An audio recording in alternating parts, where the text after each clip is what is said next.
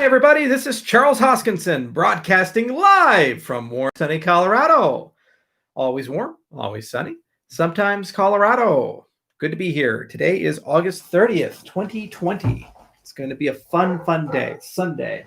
Dogs are barking for no particular reason. Who knows? And it's a lazy Sunday. This is the last week of August. Next week is September, which is going to be a busy month. We accomplished a lot this month. It's been a lot of fun. A huge amount of software was written. A massive amount of work went into getting the exchanges where they need to go, getting the wallet upgraded. Cardano's node 1.19 is 100 times faster in some benchmarks from the 1.18 node. It's now in full distribution, so it's on mainnet and it's also on Flight. Yoroi went through a heck of a time getting upgraded, but they're almost where they need to be. And Ledger and Trezor support is fully enabled for Ada Lite. I believe Trezor support is fully enabled for Yoroi, and I think Ledger support's working its way through. And we're already in negotiations for a big firmware update for stake pool operators to allow stake pool operators to use a Ledger or Trezor device as part of their security scheme so that they can air gap keys without having to go out of their way for that. I'm also interested in things like multi-sig pledge to see if we also can do KES on the ledger, and that's going to be a lot of work.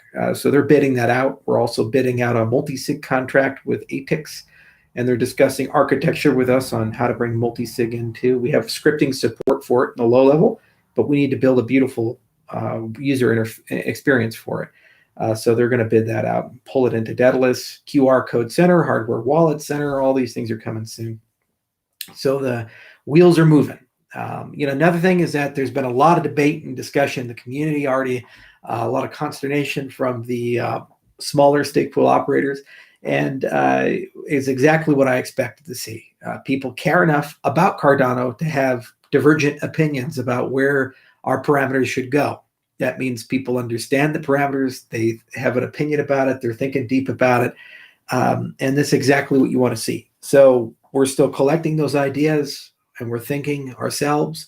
And there's a process going on about how is K going to evolve and Pledge going to evolve and so forth.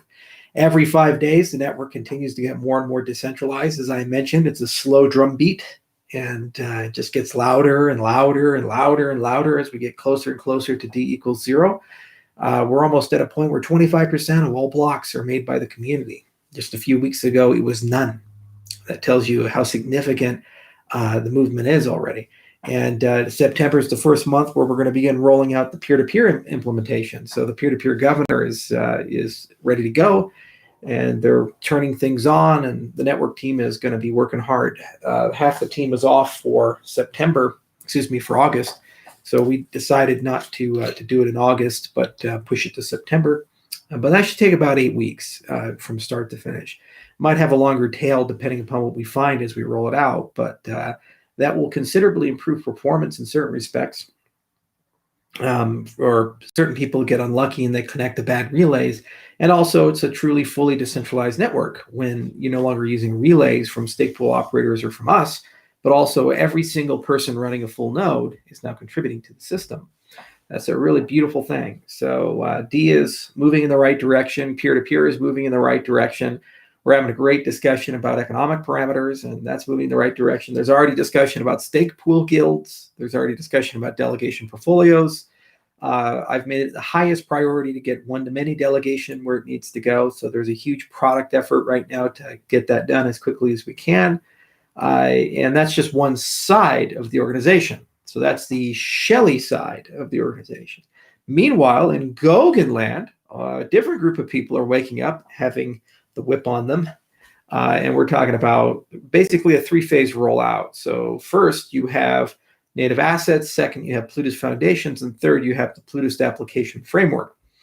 Now, native assets are being able to go from a single asset ledger to a multi-asset ledger. And that's a lot of work, and there's a lot to do there. Plutus foundations is kind of like the JVM versus Java. It's saying that it's the base foundations, the core of the language. So if you can write assembly or you can write the higher level representations of it, you'll be able to write smart contracts, but that's not exactly super user friendly. But you have to have the JVM to have Java. You have to have the CLR to have C#. et cetera, et cetera. So it makes sense to roll that out first and then put on top of it the beautiful development experience and so forth. And they're not necessarily mutually exclusive. You can do them in parallel, just, they have all kinds of things working their way through. So big conversations going on, a lot of implementation work going on, especially with de-risking the Ledger team. And that's not Ledger, the hardware device, that's Ledger, the Cardano node Ledger. So the Ledger rules of the system. There's an enormous set of work there, and we're adding more people. We're trying to shift things around so we can accelerate things as much as we can, because we have to kind of pull in all this Goguen work into Shelley now that Shelley's here and Shelley's ready to receive it. So Ramon, our CTO, has taken a personal interest in this, and he's micromanaging that process. So he's personally involved in the resourcing. He's personally involved in the day-to-day meetings. Normally, you don't have a CTO do that, but we want to get this out as quickly as we can. So we're making sure that our best people are micromanaging the process to get it done, and a huge amount to do. I'm also starting to give out some fixed cost contracts and bring in old people. We've begun pretty significant negotiations with runtime verification to upgrade and modernize Yella, and also restart the K and SBC work for a variety of reasons internally. But part of these conversations give us some insight into what the testing frameworks on the Ethereum side look like. And they've been working with Algorand and Tezos and all these other people. So they have a pretty good understanding of what the development experience is across the board for all of the third generation platforms. So we're talking to their guys and we're saying, okay, where do we need to sit for Cardano for us to be competitive in that respect? We kind of have an internal idea, and we have an idea from the Haskell space because there's 35 years of knowledge and experience there. But it's really good to do a competitive cross-section and look at your competitors and say, okay, well, what are they really prioritizing and looking like? And so it's convenient to talk to tool builders in the space, because through their open source repos and just the projects that they've been working on, it gives you a good sense of where things sit. And there's some great frameworks like truffle replacements called Firefly, for example. And that's a really cool thing. So we'll make an announcement at a later date when we've signed something, but that's looking promising. We're also going to see if we can bring all the Haskell stuff into the Cardano ecosystem, because as I've mentioned, there's 35 years of history there. I want to make sure that that works on day one, because that stuff is amazing, and it's what allowed us to launch Shelley without the whole system exploding in our face. So I would like those tools to exist on your side, the developer's side. Another thing is we're going to build a DSL for smart contract specification.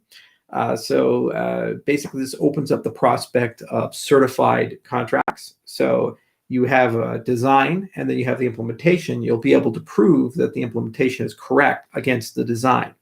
This has been done several times for, for example, certified ERC20 tokens and so forth. It's generally very hard because the tools are not so good. They require a lot of domain expertise, and they're very heavy. So there's a lot of discussion about how do we build a lightweight specification DSL that can sit in tandem with your contract, and then you can verify properties about it so that you can use it as a basis for model checking and quick check and all these types of things that exist in the formal methods community, and you can verify that your contract is right. So there's going to be a whole thread of work that's starting to really rev up. We've already done a lot of that with Marlowe, because Marlowe is a Turing incomplete DSL. It means you can use SAT solvers and all this other stuff to verify that it's right. We did that in Bulgaria years ago when we planted those trees. We actually wrote a contract and used a SAT solver to prove it. But in a more generic sense, with Plutus, for example, it's a little harder. So there's some work there. We're also working on the imperative side so that you have a procedural imperative way of doing development and not just functional. So you'll have a JavaScript-esque like experience at some point. And so IOHK gave a grant to Mune for around $50K to explore that. And then based on their results, we'll accelerate, speed up that work stream to make sure that that comes in a reasonable competitive time period. So that's on the infrastructure level. But then there's DeFi, DeFi, DeFi, DeFi, DeFi. And I've become very obsessed with DeFi lately. We've looked at the entire competitive DeFi space, hundreds of pages of reports, lots of interviews, lots of discussions. We also looked at all the most popular DeFi things. Already, some of it's starting to leak out, despite our efforts to keep it a little boxed in, because we'd like some announcements. For example, we are partnered with Emergo, and we're right now working on the logistics of a stable coin with them that we're going to be building first on Ergo to verify everything works correctly, and then we'll pull it over into Cardano. And this is going to be an algorithmic stable coin. We think it'll be significantly better than MakerDAO.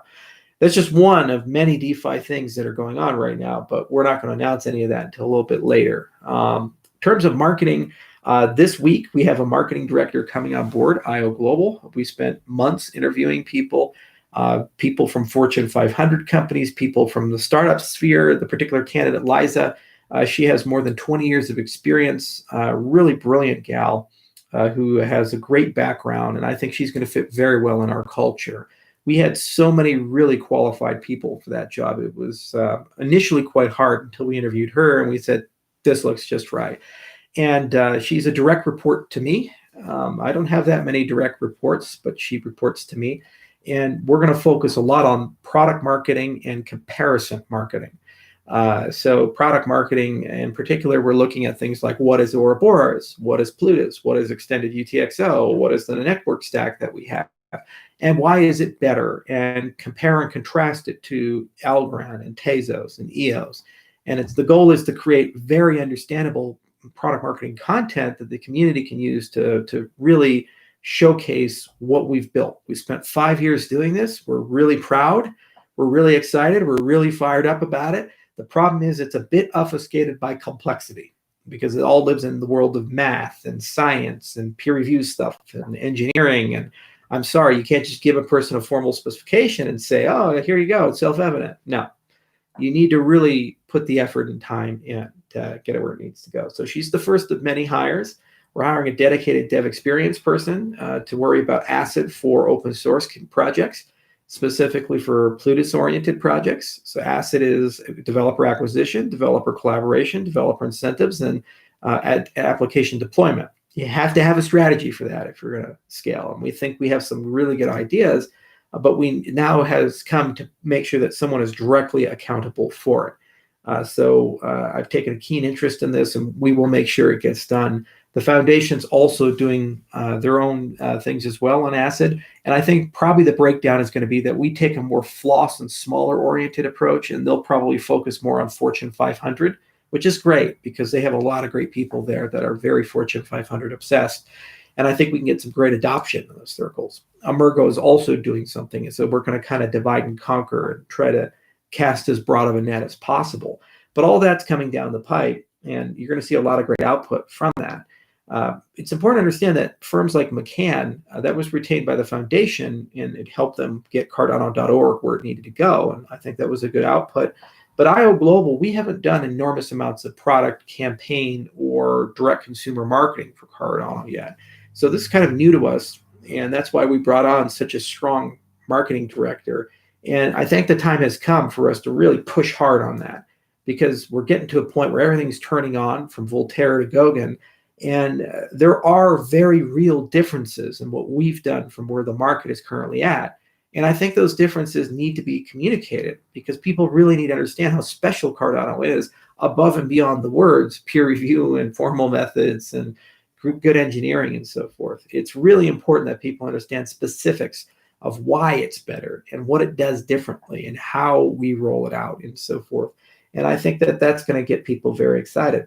Voltaire is coming along great. In the month of September, ballots are going to come through. The DC is going to open up and blossom up, the DC fund. And for the first time ever, the blockchain is going to start paying people. It's going to start rolling out money to projects, ideas, as our community begins to participate. And every 6 to 8 weeks, that's going to continue and grow and grow and grow. And we have a huge group of people that are just thinking about experiences. We have a cell phone app. It'll get into Daedalus. Hopefully, it'll get into Yoroi as well. So we'll have a lot of great interfaces for voting and collaboration and communication, and we'll just keep adding more voting systems and more concepts into that framework, and it'll evolve over time to a point where it can comfortably run the entire Cardano ecosystem. So I'm really happy about that. It's been a difficult project to kind of get really where it needed to be, and there was an enormous amount of work that had to go into it, and there's a really complicated crypto, but that's okay. You know, we worry about complicated crypto. That's our job. You guys worry about getting Cardano to the next step. That's our job together. Okay. So a lot going on there, a lot to think about there. Overall, the network is stable and really good. And August was a very successful month. It was a frustrating month because not everything worked as well as it could. But on the other hand, Shelley shipped, and people are running the network, and to an extent that they have an opinion on how the network should be run. And sometimes that's divergent from ours. Think about that. It's pretty amazing. Not all of our critics beat the hell out of us for a long time, saying we'd never even be here. And now that we're here, they say, "Oh, here was easy. The next step is hard." No, here was hard. Make no mistake. Very, very hard. Took years. And the next step is fun. The next step is where we get to create and we get to produce and do some cool stuff. Negotiating a lot of deals under the hood, lots of strategic partnerships under the hood. We'll probably make an announcement towards the end of the month of when the Goguen Summit is going to be, like we did with the Shelley Summit before. And we'll try to make that just as big. Shelley Summit with over 10,000 people. Maybe we can do 20 for Goguen. Dial it up, take it up, keep it going, keep pushing forward. We need to keep this train rolling. One last thing on the DeFi in particular. I've taken a very keen interest in it. And as I mentioned, I don't have a hell of a lot of direct reports. Marketing is now, but I'm also directly involved in a lot of the DeFi discussions that we have and trying to make sure that those get to the next level. They're properly resourced, they have the right teams behind them, and that they're moving quickly. The reality is that first mover advantage is actually a disadvantage in DeFi. Those network effects were ephemeral and often covered with mistakes and scars and explosions. You actually want to be in the imitator, the second mover category for DeFi. And I think we'll have a lot more luck than the first movers did in the space. And there'll be a mass exodus because those first mover architectures and designs are just too inflexible. And Cardano's much better suited as a platform. So that's what 2021 is going to be about. There's going to be a lot of that fighting and a lot of that pushing. And we're in it to win it, guys. We're real excited about it. Oh yeah, one last thing. Bittrex. We've been working with their engineers. They've been working with us. The principal cause of the issues is that Bittrex was the very first exchange to list ADA. So they were using the oldest and the worst software. And what happened is the longer that software ran, the more fragmented and balled up and gummed up and gucked up it got. And when we switched over to the Byron reboot, and the first time the exchanges got access to that, it was in February of this year, most of the exchanges migrated to that. And so the delta between the Byron reboot software and Shelley was not really significant. So most exchanges in a week to 2 weeks were able to migrate over. Bittrex stayed on the older software because when they tried to migrate, they had some issues with it, and they said, well, we'll come back to it. And so now they're paying that migration cost with us today. And it's nobody's fault. It is what it is. It's reality. And they've been working hand in glove with us to try to untangle that ball and get things where they need to go. So the status is that the software is working, it's running. It's just there's some performance issues with it having to do with address creation and coin selection that make it really not in a position where it can run in a production environment. So what we've done is we've created a special test suite specifically for the replicate what's going on with their wallet. And we have a wallet on our side, which has about 2% of all the ADA and testnet on it. And we're doing a bunch of stuff to try to emulate their environment and get a better understanding of why those performance slowdowns exist, because they're very difficult to replicate with our normal test suite. It's just hard to replicate that. And we're getting to a point where we're able to replicate things and get a deeper profiling understanding. And once we have that, what we can do is figure out where exactly this issue is occurring and get a proper migration done. The good news is that once that's finished off, it's done forever, and they fully migrated, everything turns back on. The even better news is that tech is the exact same tech that's going to live in your wallets when we update the wallet backend and the node. Meaning if you ever got to a point where your Cardano wallet has hundreds of thousands of accounts and they're all like tens of thousands of transactions, your desktop client would actually be able to support that. So you're using enterprise grade software. So, there's a little bit there, and it's unfortunate. And, these things happen with all upgrade tails, and we do our best to work our way through them. But the good news is it's a finite thing. It's a ball of string, and we're kind of running out of string. And it's a one-time thing. So when, for example, we go from Shelley to Goguen, there's going to be very little changed in that for the listing experience. And so what that effectively means is that the exchanges should probably be, when the hard fork combinator event occurs, green the day of, as opposed to some being down for weeks, for example. It's just when we went from Byron to Shelley, we weren't just going from one design to another design. We were going from a very bad design to a really good design, and all the consequences of that very bad design in history and years of operation to a really good design. And so when we go from Shelley to Goguen, we're going from a really good design to a really good design with a lot of foresight about how to do these upgrades. So all things considered, that there's been no network disruption, nothing went down. Overall, that's pretty good. But unfortunately, some things get beaten up along the way, and this is just one of them. But I really admire the patience and the level of cooperation that they've had, and I understand how deeply frustrating it can be as a Bittrex customer. And I'm deeply frustrated too, because I want everything to work perfectly, and I want everybody to be happy. Occasionally, this stuff just comes up.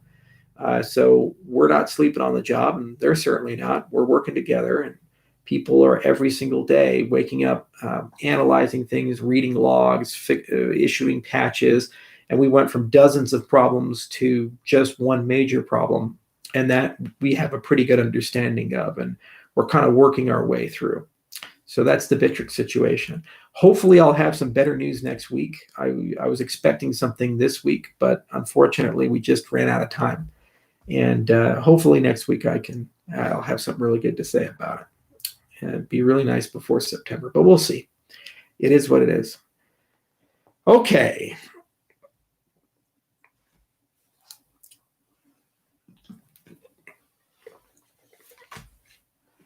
Hey, Rick.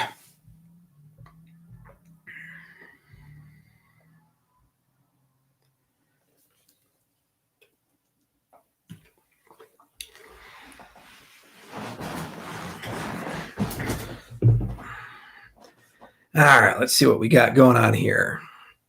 It's an AMA. I talked for 22 minutes without getting to your questions. I'm a bad man. Lambo from Bill Gates. Bill Gates does not have a Lambo. He's a Porsche man. Yeah, I think he has a 918.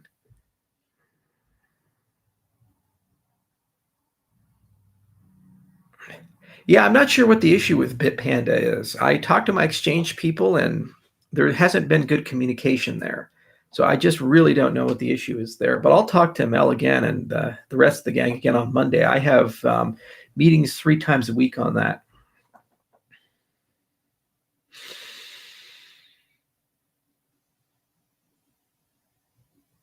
This is a good question. What's Cardano's plan on interoperability? I understand there will be new projects start on Cardano, but there are already so many ongoing projects in Ethereum. Can those projects move to Cardano easily? You know, guys, I get criticized a lot for the work that I do with Ethereum Classic. But if you think about it, doesn't the fact that we're working on Ethereum Classic and we're in that ecosystem give the organization a mastery of Ethereum that very few companies have? I mean, there's not many companies floating around the world that build Ethereum wallets in full Ethereum nodes and actually understand the EVM to a level where they can write it from scratch in Scala. So the fact that we built Mantis means that we, Consensus, Parity Tech, and a few other companies are kind of on equal footing of knowing the good, the bad, and the ugly of Ethereum, Solidity, and everything in that ecosystem. So if anything, it's a huge competitive advantage to do that. You know, it's almost like in the olden days of espionage, whenever you captured like a tank or a plane or a helicopter of your opposing government, you send it to a base and your scientists and engineers would disassemble it so they can understand the capabilities of the technology. Well, we've done the exact same thing in that respect with Ethereum Classic. By building a full Ethereum node, we kind of have targets of what Ethereum can and cannot do, how it scales, where it can't scale, and these types of things. So in terms of interoperability, that's kind of stage one, is know your interoperability targets and understand them at the deepest possible level. Two, you need to demonstrate cross-ledger interoperability. You do that through collaboration. So, for example, wrapped Litecoin, wrapped Bitcoin Cash, wrapped ETC.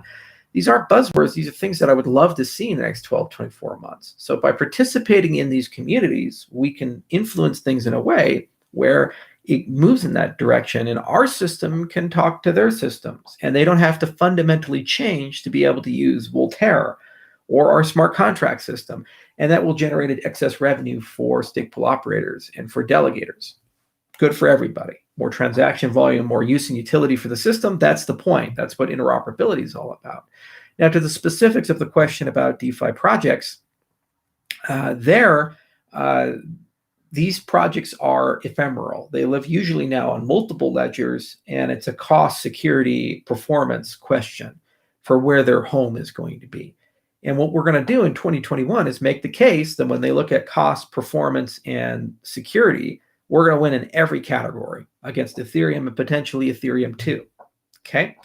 And what that means is that it makes a lot of sense for them to live on our chain because we give them more. And then through the interoperability bridges that we've constructed, be able to still interface with customers on other chains. So they get the best of both worlds. They don't have to give up what they've gained, but they get a much better home. We've given them a glass of ice water while they live in hell. So that's what we're going to do. And so we'll have a lot more to say about that in a little bit.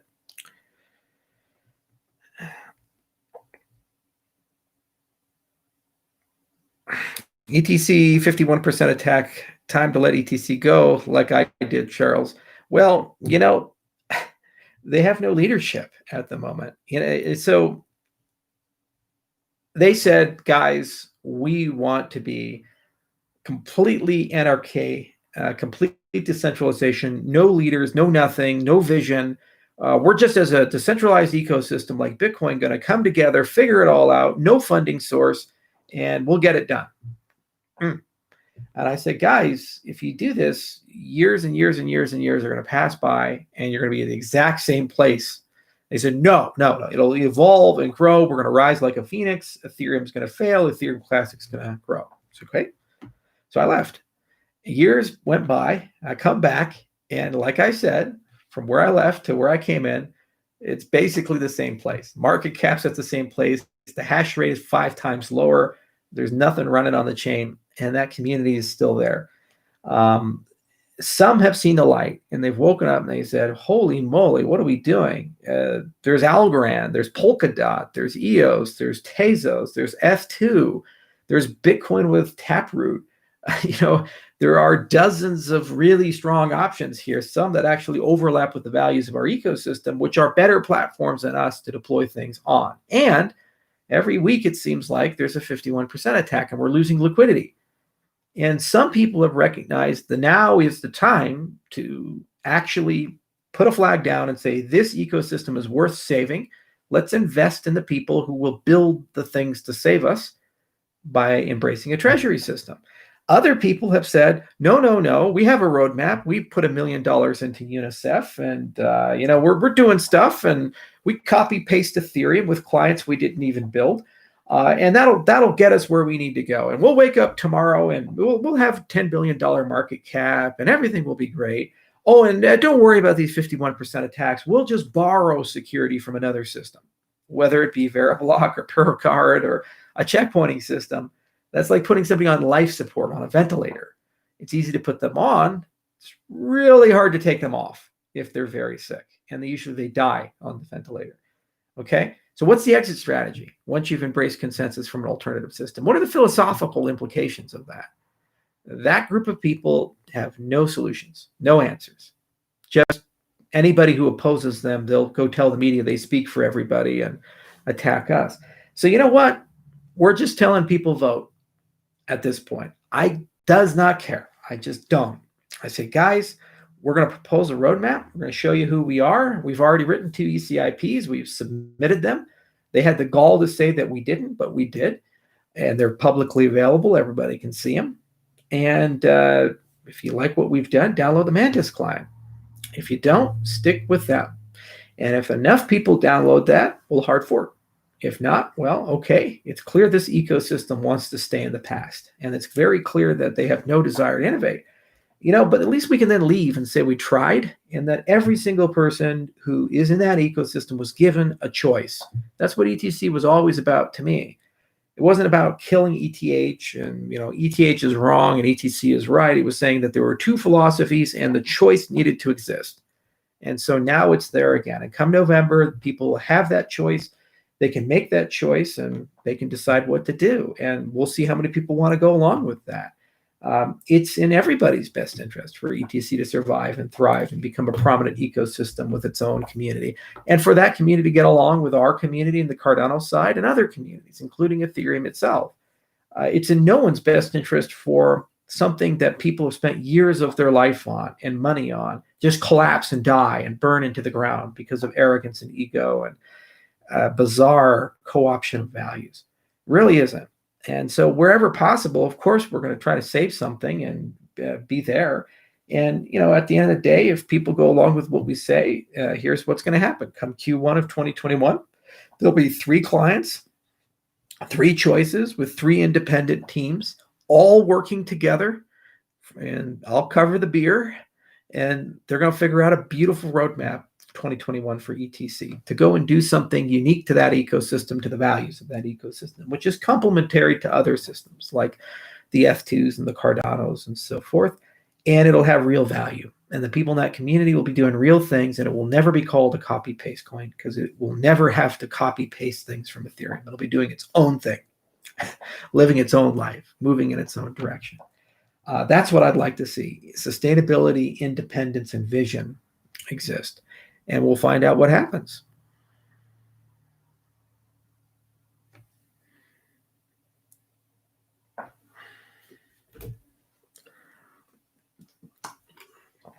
This is a good comment right here. Say, I've been holding ETC for years now, but I'm noping the fuck out now. All exchanges need confirmations from multiple days. Kraken like 2 weeks, Bittrex like 5 days. I'm still waiting. Exactly. You're not alone. You're absolutely not alone. And people are losing faith every day, years and years and years of support. And they keep being told it's going to be different. Just do the same thing. And it's going to be different. Just do the same thing. It's going to be different. I'm sorry. If we did that in the Cardano ecosystem, we'd be dead by now. We had to show real progress. We showed the papers. We showed the code. We showed the events. We showed the hard forks. We showed the wallets. And yeah, it didn't always work and people weren't always happy. But we woke up every day and there was clear, defined progress. And while things were frustrating, they got better. And there's vision. We know where this technology can take us. We know how to build this technology. And damn it, we're competing. I guarantee you the people on the Ethereum side, they wake up every day in a cold sweat, just thinking, oh God, if they can pull off the roadmap, we're done. And by the way, this Polkadot stuff, Kevin cites our papers. If you look at his papers, some of them are based on ours. Okay, they got great engineers and they're good enough to know how good our people are, enough to embrace some of the ideas that we have. So a lot of people in the space admire, respect what we've done with Cardano, and we've been not static by any means necessary. You can look at any cross-section of the product and you can see growth in history. There's been very frustrating setbacks. There's been very frustrating delays. No one has been more frustrated than me about that stuff, but Jesus, we never stopped. We were relentless. And you know what? We're just getting started. I mean, the scale at which we do things keeps growing. The amount of people working on the product keeps growing. The communities working on the product. There are thousands of people waking up every day who've made their life Cardano's life. And we're going to wake up in a few months, it'll be tens of thousands. And we're going to wake up in a few years, it'll be hundreds of thousands. And then millions of people. You can't stop that. Okay, Cardano will be a financial operating system, which billions of people live within. That's the goal, and that's what we're going to keep doing. We won't stop until we get there. That's what's called a vision. And you're willing to sacrifice for that vision and push for that vision. You look at ETC and you say, what's the vision? You're against something that happened? It's like running against somebody. You know, Biden runs against Trump. He said, I'm not Trump. It's like, okay, you can hate Trump. And let's say you win. And he gets into office and he's like, okay, I am not Trump. We're like, yes, okay, you're not Trump, but what next? What's the vision? Where are we going? What are we doing? It's like, well, I got rid of the guy. It's like, okay, but where are we going? Well, what's the next thing we're doing, right? You can see the difference. So say we don't support the DAO hack. Okay, great. So where are we going to go? You can't say Vitalik's vision. You just got rid of the guy. You fired him. You like forked the chain. So we don't want that vision. So where do we go? What do we do? Decentralized. Okay, and so people should build stuff on that platform with no vision. So let's go get one. Let's go build one. Let's do it together. And the only way you get there, if you don't want a dictator and a cult of personality, is by having competing independent teams that are truly independent from each other, working towards something. And each and every one of them has a voice and the freedom to use that voice, and they don't feel scared about it. Like they'll get their funding cut off if they say the wrong thing. The only way you accommodate that with an ecosystem like that is through a treasury. It's pretty common sense. You know you have a problem when people tell you to do things that aren't common sense. They just tell you to go on this bizarre tangents off into the distance, and you can't connect the dots. But they say, don't worry about that. It's okay. It'll all work out. We'll get there, guys. We'll figure that out.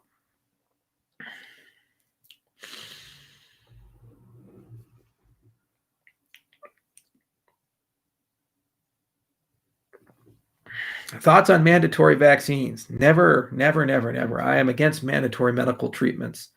You should never, ever be forced to take a pill or a vaccine. I think vaccines are fundamentally good things, and they've changed the human race, and that's why I don't have to worry about polio and smallpox. But I do think it's wrong for a government to tell me to take a medicine. It's my body. It's my life. And they say, oh, but that's public health. It's okay. So then make the case that I should take it. Obesity is public health. What are you going to do? Mandatory diets? Force people to go on diets? Yeah, but people die from obesity-related conditions in the United States. It's horrific. Type 2 diabetes, heart disease, atherosclerosis. Yeah, what about smoking and alcoholism? That's pretty terrible too. Millions of people die as a consequence of those conditions over any given 10-year period of history. So don't tell me mandatory vaccines. You're nuts. Now, will I get a coronavirus vaccine? Probably. If anything, because I'm going to need one to travel. And I'm a CEO. I have to travel. So we'll look at where the science goes. And if something's proven safe and effective, I'll take it and then get back to work.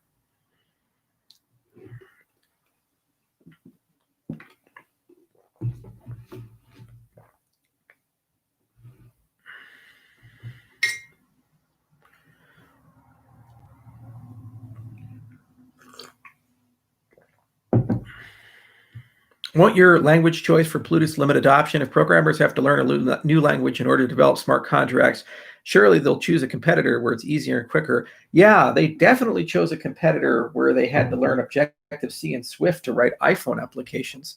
And they will definitely choose a competitor when they had to abandon Java and C and C++ and write applications in JavaScript, that new language there. And they'll definitely choose a competitor when they had to learn Solidity to write Ethereum applications. Yeah. And it's not about the language. A competent developer can pick up a language quickly. It's more about the ecosystem and what it does, the totality of the experience. That's why I keep using the word asset. So acquisition, if we have Plutus and Plutus looks a lot like Haskell, then I say, let me go to that group and see how we can talk to those people to get involved in our space. A lot of Haskell developers are fintech people. They work for banks. They work for exchanges. The functional programming world is extensively used in the financial industry. There's a very famous firm on Wall Street called Jane Street, which exclusively writes in OCaml. Barclays Bank has a huge Haskell department. Okay, so there's a lot of people in those circles, quite bright. They really get it. By the way, there's a lot of functional stuff in imperative languages. For example, there are Scala developers, Enclosure developers, and F# developers. And even in the languages like JavaScript, you have frameworks like Ramda and Immutable and so forth. They exist. So you go talk to those people that already know what a functor is and know what a monad is, and they understand about maps and filters and tail recursion and memoization and so forth. They kind of get it. And then all you're doing is saying it's a new syntax. Okay. And if you have good tooling, it's easy for them to come in. You don't need everybody. You just need the right people in the room. 50 to 100 solid ones that can do 50 to 100 solid projects to get you where you need to go. Collaboration, the C in asset, is about how we work with them. So when they have a problem, do they go to Stack Exchange and beg for help, or do they just call us and we can answer that question? Can we provide tutorials? Can we provide great educational content and so forth? Incentives is saying there's a cost to retooling, there's a cost to investing in the ecosystem. So make sure that they don't bear that cost so that they can focus on their idea. And deployment is saying, can they get that before customers they want to have and communities that they want to have? This is where interoperability is super important. So there is no silver bullet. There is no way to get it completely done right, but it's been done dozens of times. And anybody who's got a monopoly today in tech, call me in 10 years. For example, in 2006, you'd be like, how the hell do we beat Palm and Nokia and BlackBerry? These guys are so strong. Where are we at today? And in 1995, you'd be like, God, how do we get rid of these Microsoft people? They're such a strong monopoly. Oh, man, how do we undo the Yahoo search monopoly? Oh, God, Netscape is so strong. How do we stop Netscape? They're dominating the browser market. Oh, AOL is the world's strongest ISP. How do we undo the AOL monopoly? No one will transition from that. The only constant, the only thing that never changes in technology is that things change. Okay? Everybody's always looking for the next big thing, and we are that.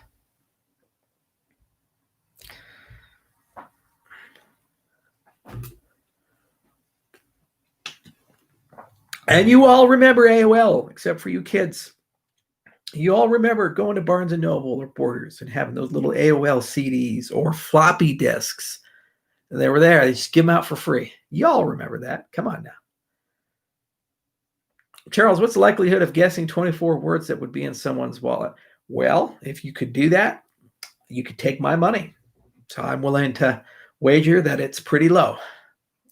Give you an analogy. It would be, imagine this, that all the sand and all the beaches in the world, this planet, was blonde. And there was a single grain of red sand.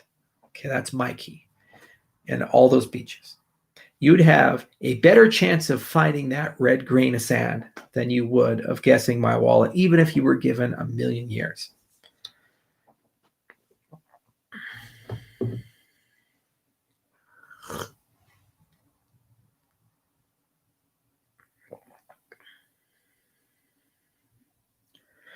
All right, what else we got here? I paid $50 for Netscape Navigator Gold back in the day. Yeah, I did too. I was a Netscape user. I loved that browser, man. Little by little, though, Internet Explorer died. It took them over.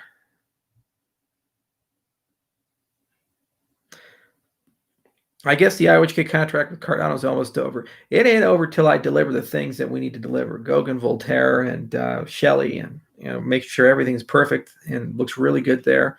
And of course, that Basho is the infrastructure for that is laid out. It's ready to go when the community needs it.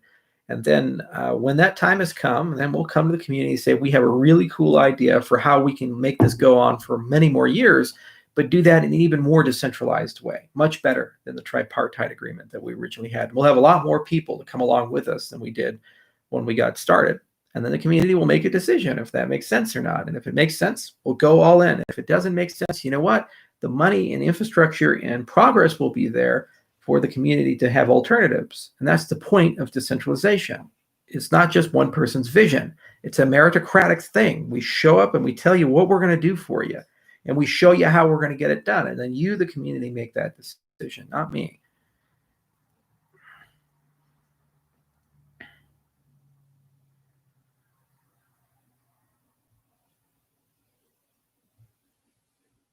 Did you like the movie Hackers in 1995? That was actually one of Angelina Jolie's first feature films. And she actually married the male lead in that film. The marriage did not last very long.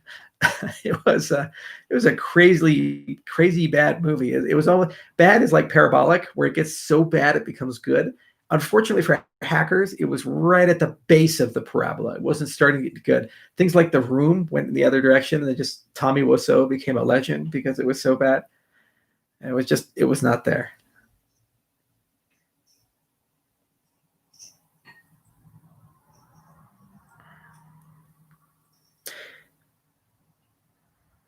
We have a great relationship, James, with Ledger. We've never had an issue with Ledger at all. They're a great company. Same for Trezor. I'm a Ledger user. It's just some of these things take time to do. It's microcontroller programming, like an assembly. It is really nasty stuff to program those devices because they're secure devices. And so they have to be simple by design, which means that you don't have the richness that you get with higher level languages. Trezor's a little easier because they use this MicroPython thing, but it's still hard. It's very difficult to write code for that. And we like Vacuum Labs. They do great work. Michael Lesser, does the hard fork combinator deal with ledger information related to both the Daedalus ITN as well as the Yoroi ITN? No, hard fork combinator strictly deals with changing the ledger rules and the system rules from one configuration to another. Byron rules to Shelley rules to Goguen rules. And what that allows your client to do is to read through the history of the chain from Byron to Shelley to Goguen and validate every block as one contiguous history, as it should be. Code is law. Yay. You could take the Rust rules and graph them on, and then you could validate the entire Rust ITN. But that seemed to be counterproductive, and it would be an extra bloat for something people didn't care too much about. We did include a hash of the history of the Rust ITN in the Cardano mainnet, so that got checkpointed by Cardano. But if you want to do rule validation, it would take 3 to 6 months to include that for no upside.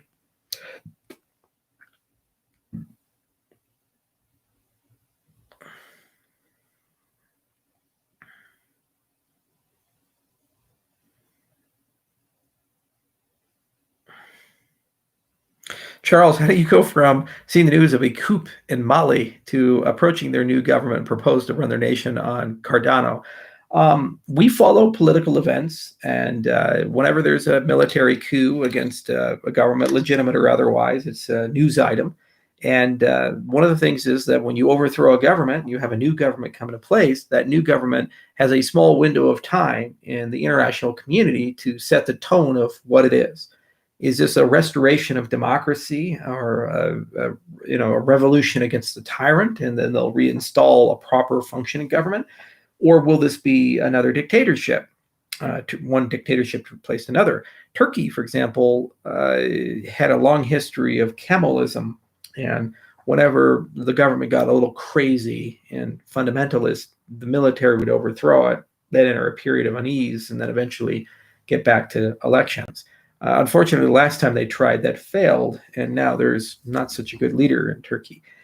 So this is where Mali is at, and we're curious, as is the international community, is curious to understand what is the nature of this government, what does it want to do, where does it want to go, and how will it go about restoring legitimacy and rule of law in the body of nations. And of course, if they want to embrace blockchain technology, that's a really good way of doing it, because one of the first things you ask when you've overthrown a democratically elected government is, when we get back to democratic elections, how do we know that the voting is free and fair? E-voting on a blockchain would be a really good way of doing that.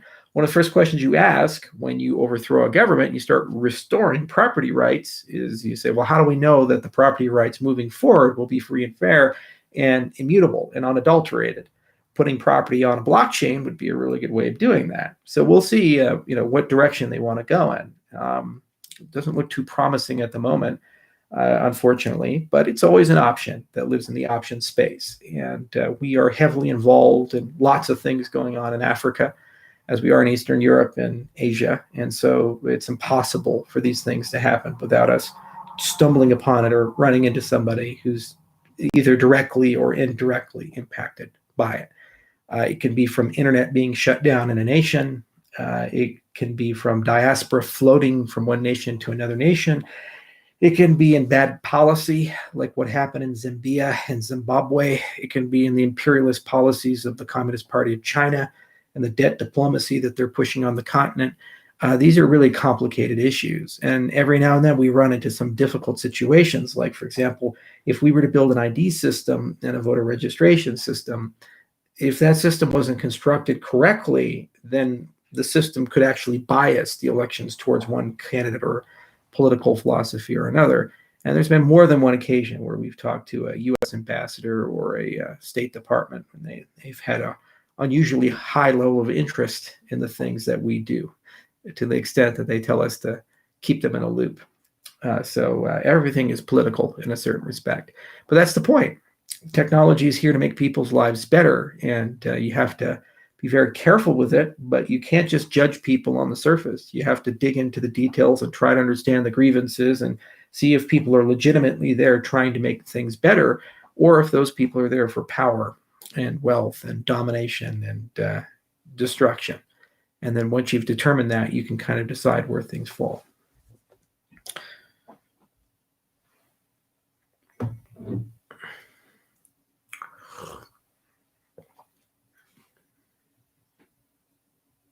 How's the shit in your back pocket doing? Pretty good. Pretty good. Getting crusty.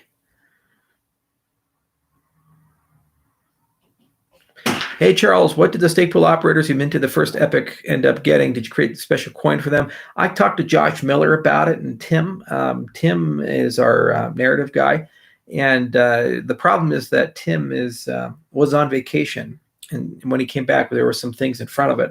But we have not forgotten that. That's something we are definitely going to do. And every single person who made a block on the first epic, if they want a special gift, they will be able to do that. And actually, they can prove who they are just because they actually have the cryptographic materials to do so. So we'll set up some website or something and let them come to us, and we'll announce that at a later date. Take a little bit of time to get to it, though. But I think they should get something because they were there in the beginning, and those blocks will be here 50 years from now.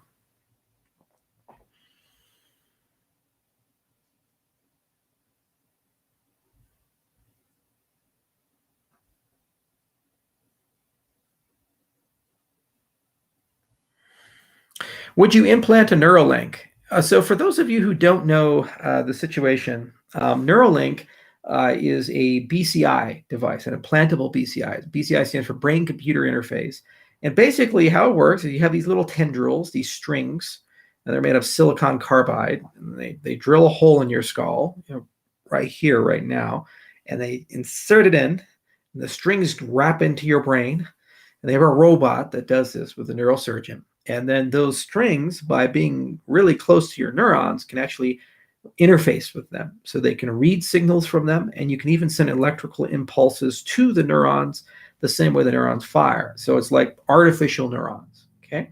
Now the top of the Neuralink sits at the flush with the skull, and then your skin grows over it. And then what happens is that you can connect it to a charging pad, and then the device itself can transmit Wi-Fi through Bluetooth to your phone.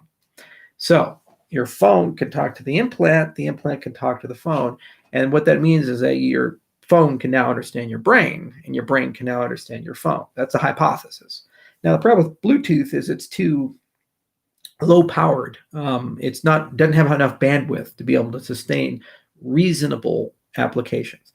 However, that is enough to transmit motor information. So the first generation of the technology appears to be geared towards quadra and paraplegics.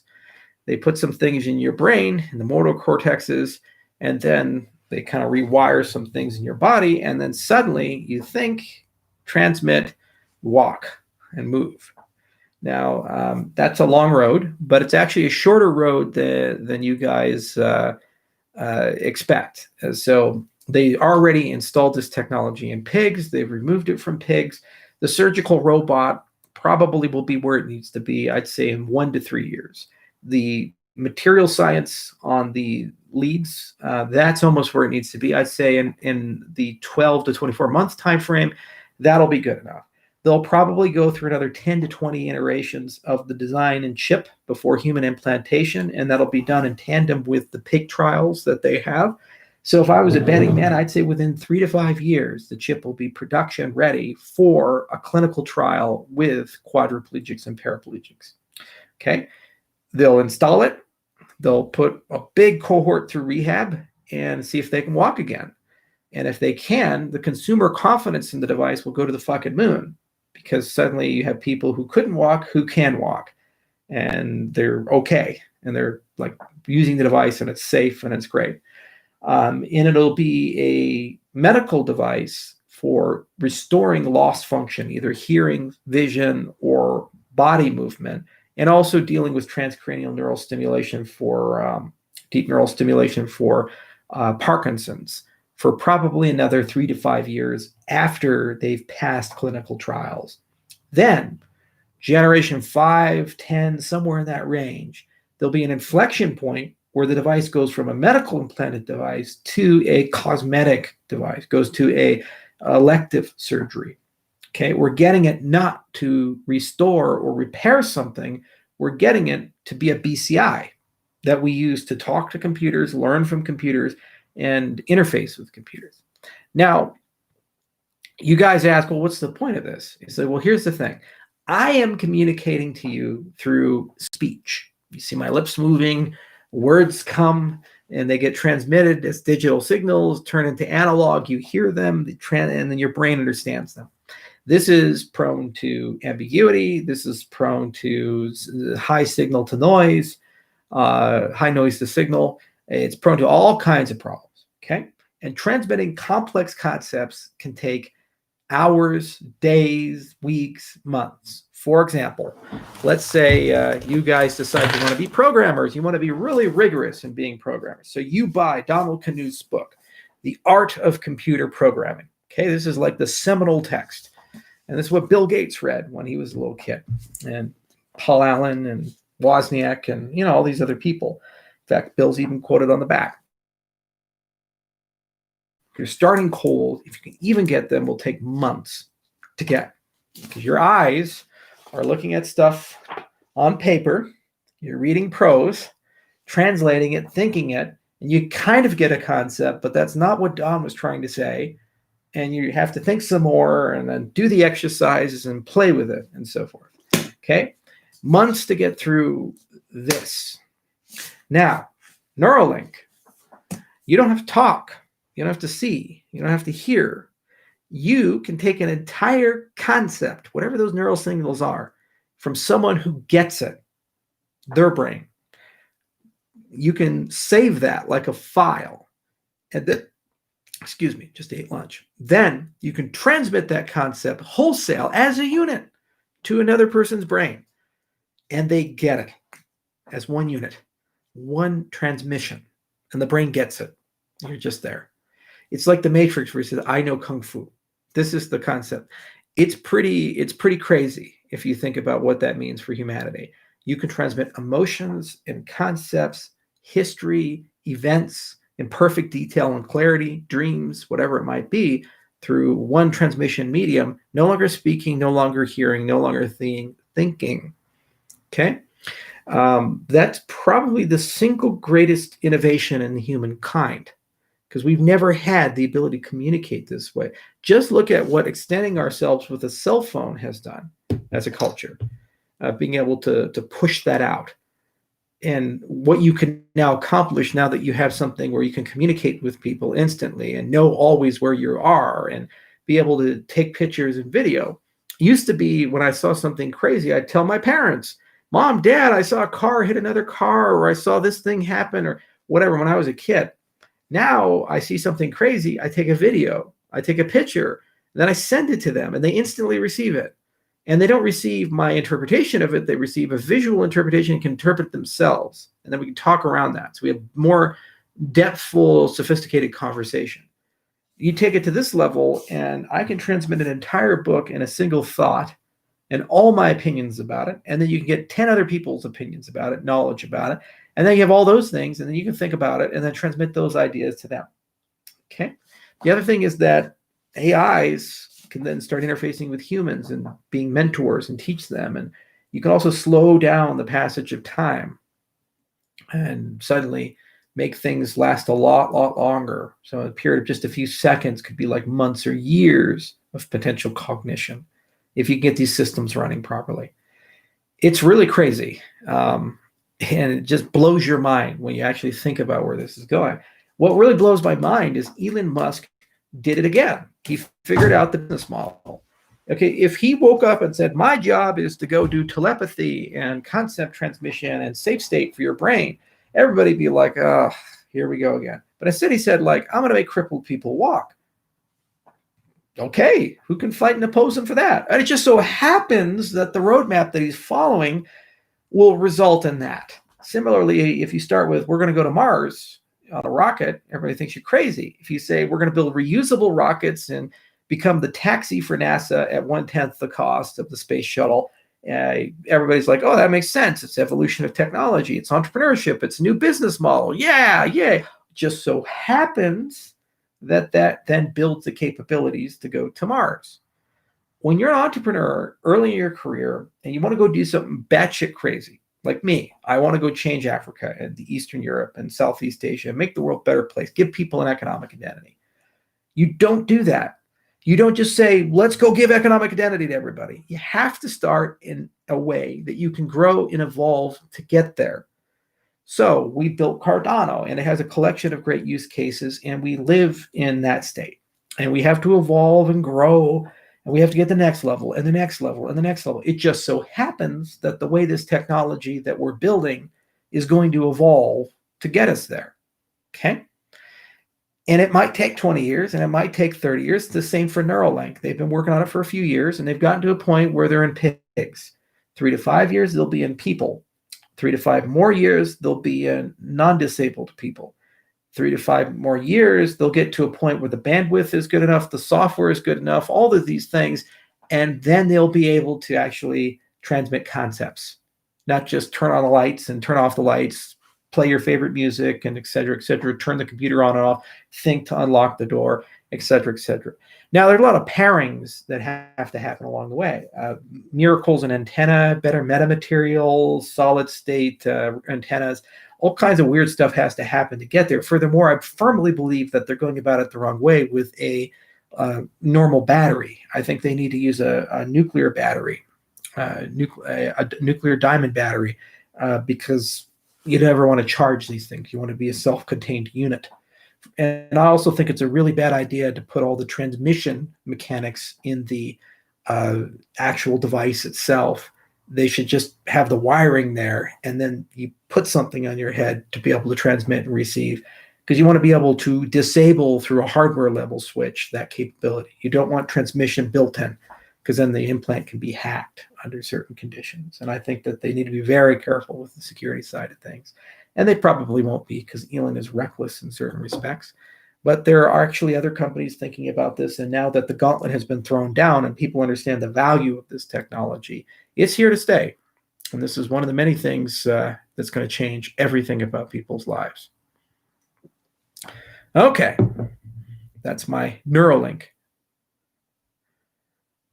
And by the way, if Neuralink becomes common, I will launch a cryptocurrency where you can mine with your brain. It's called Tranquil. We actually have it designed for it.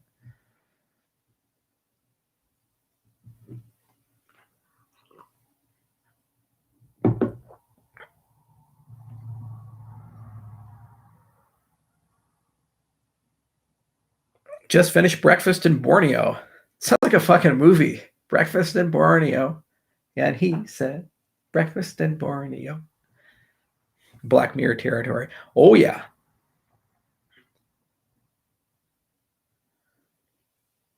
I think John Lennon would be proud of you. Oh, good old John Lennon.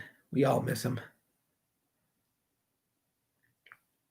Can you speak about the future of crypto regulations and taxes? Pretty broad question. Give me a specific question, or else I'll just rant for the next 10 minutes on something.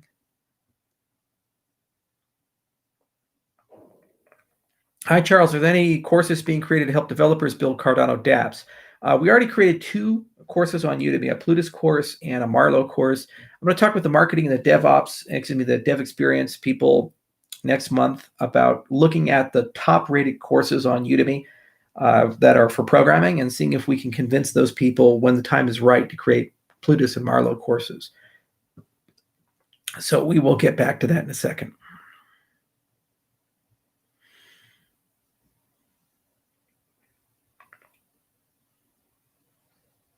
Because, I mean, if somebody's created a class with 150,000 students and 25,000 5-star ratings, and they really have a great pedagogy in a system, why the fuck do you replicate that? You buy it.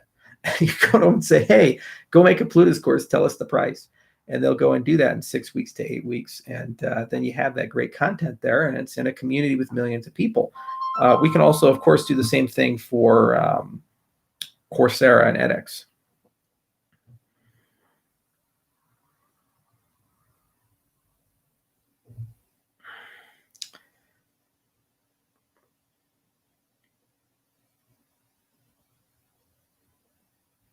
For someone who doesn't have any background in programming, what language would you recommend? I'm going to create a programming class. I've broken down. I said I'm going to do it.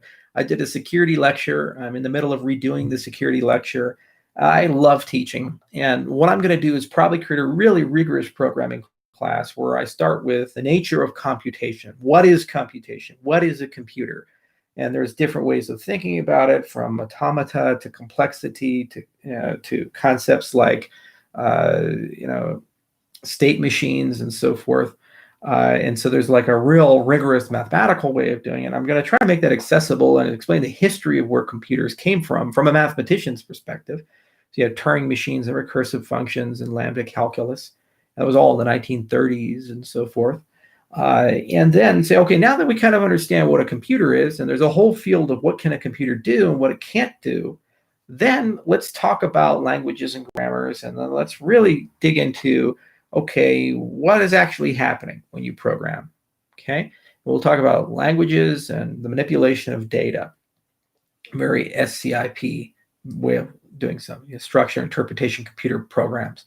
Okay, so then once we have those foundations, what I'm probably going to do is build a pedagogy around JavaScript. Surprising language to choose, but the reality is JavaScript is probably the lingua franca of the web, and it will never go wrong to learn JavaScript. Because at this day and age, whatever your opinion is on how to program, you can do that with JavaScript. There are logic-based ways, declarative ways, imperative ways, functional ways to use JavaScript well. And you say, oh, but what? I don't like the types. TypeScript then. It's a flavor. It's a dialect. Okay, I really like Haskell. We then go to PureScript. Okay, but it's the door opener. And it's how everything's wired together. It's how everything talks, and you can do everything with it. And the goal would be to go from JavaScript and really learn basically how that works to the next step, which is do some projects with it. And I think a web scraper would be a really good project to do because it teaches you a lot about how to interface with the browser and the web, and how to store stuff in a database and clean data and so forth. And that would be really cool. It'd be nice to do some form of an AI project with it. And there's a lot of really nifty, neat tools there. And maybe do something with algorithmically generated music. So I think 3 projects, the capstone, kind of do what Euterpe did with Haskell, but in the JavaScript world, do something with the web scraper, and do something in AI. It'd be really cool to do all 3.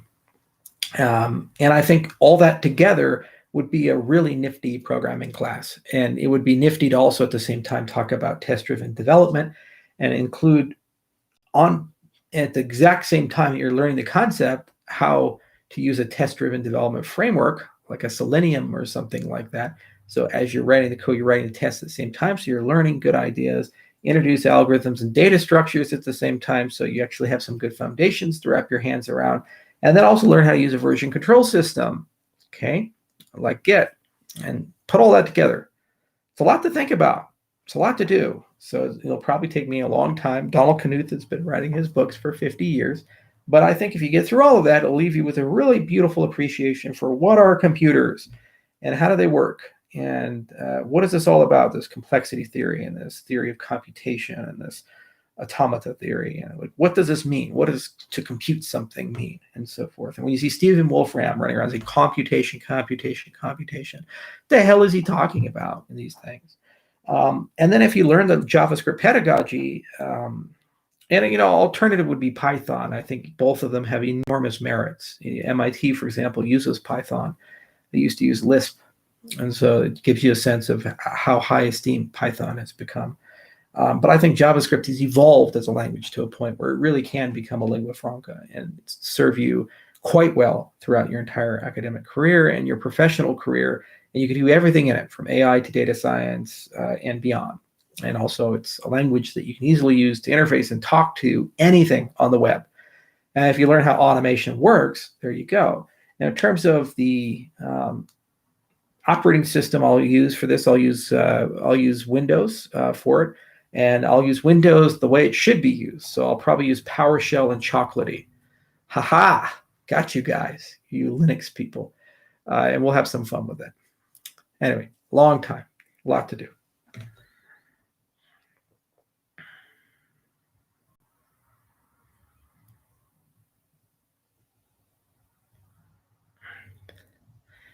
That's absolutely correct. I did say that about molten tar monster number 3, and I firmly believe it.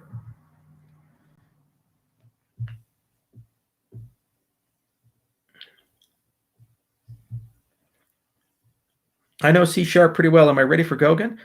Just brush up on your functional side of C#. Learn about lambdas, these types of things. Like 2 to 4 weeks of just thinking about like buy a functional programming for C#, and that'll get you exactly in the mindset. And then take one of the tutorial classes, and within 6 weeks, you can write a Pluto smart contract.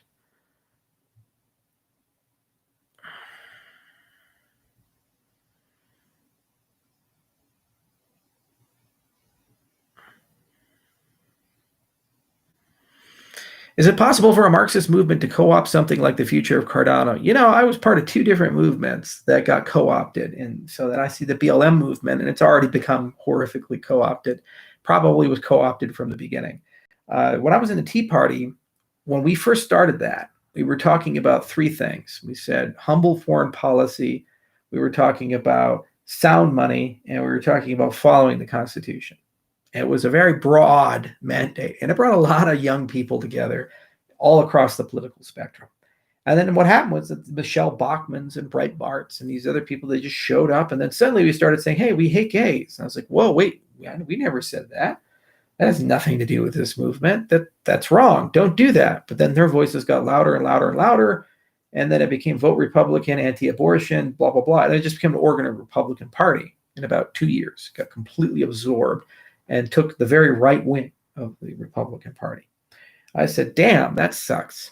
And so then Occupy Wall Street came out, and it was on the back of, we hate the bailouts, we hate the cronyism, we hate predatory capitalism, that basically these large companies get so powerful they can influence the government to put in puts for their bad behavior. So when they screw up, they don't pay for the consequences of that. So these big protests broke out, and everyone's like, yeah, this is wrong, end the bailouts, yeah. And then suddenly these Marxists came in and they said, oh, okay, yeah, and this is anti-capitalism, and the only way to solve it is, read about Lenin and Marx, and we will solve it with neo-communism. Trotsky is the way to go. And I was like, whoa, no. Don't want anything to do with that. That's evil. That killed 100 million people. Don't touch that. And they got this Black Lives Matter movement. And they said, hey, there are institutions that are hurting certain groups of people. And there's overwhelming evidence of that. And it's true. There is overwhelming evidence of that. And I, for example, for years have been against the war on drugs, not just because it's bad policy, but because it's bad policy targeting certain communities. And it has created generation after generation after generation of institutional poverty. Because when kids grow up without their parents, because their parents are in jail for nonviolent crimes, those kids are significantly more likely to commit crimes and hurt people. And then when those kids have kids, those kids are significantly more likely to commit crime and harm people. And the root cause of that is that we incentivized poor people to go and become criminals, because they could either go work a minimum wage job or go work an average job, or they can go and sell drugs and make 10 times as much money, at a culture built around saying that's okay. And they went and did it. And then lo and behold, they get arrested and go to private prisons, and the cycle repeats itself. And it just so happens that when you break those groups down, because certain groups happen to not be so well off, that on racial grounds, it disproportionately affects Latinos, Blacks, and other minorities, much more so than white groups. It also affects white people just as well. So it's a war on the poor, the war on drugs. It devastates those communities. And there's definitely institutional racism. If you don't believe me about it, ask who created it. It was Nixon. Go to YouTube and listen to the secret recordings that Nixon made in his White House talking to Haldeman and others about what was the point of the war on drugs and what it's going to do to the Black community. If the people who created the policy were advocating that that policy was going to hurt a particular community, you can't really argue that that doesn't exist.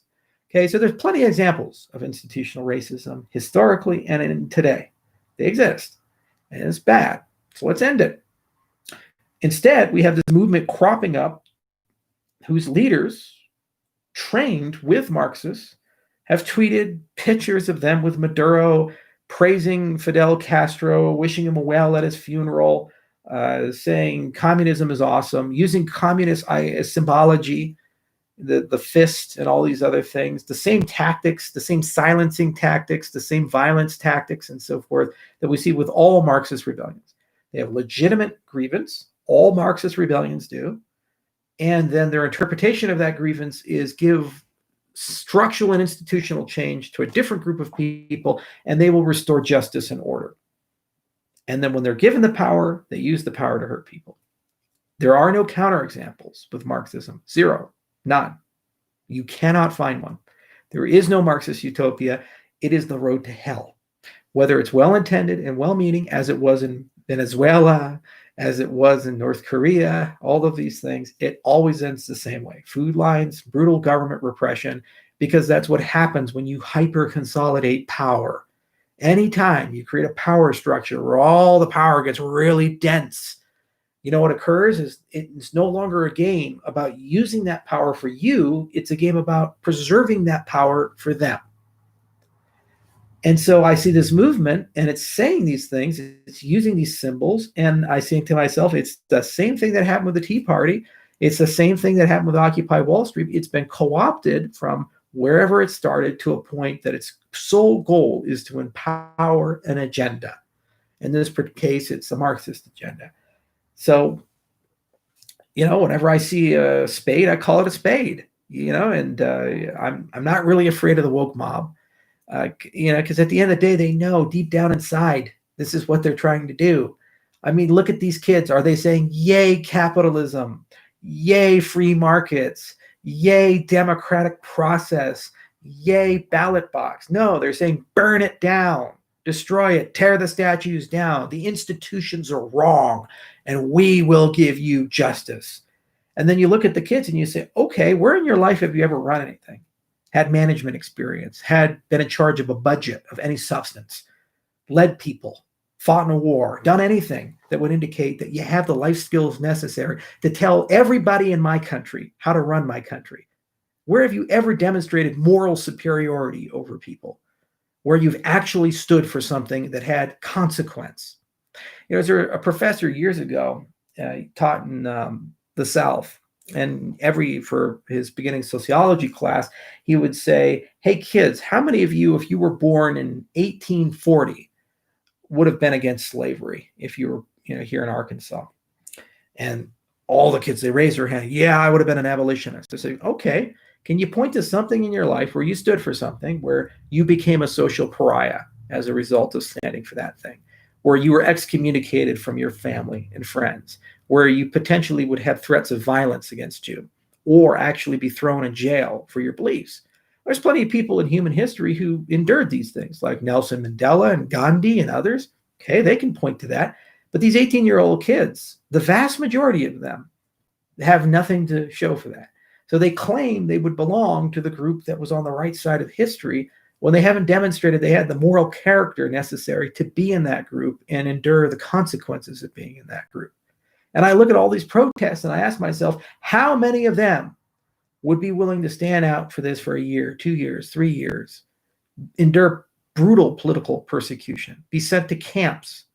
Imagine being a dissident in China. Imagine being one of those freedom protesters in Hong Kong.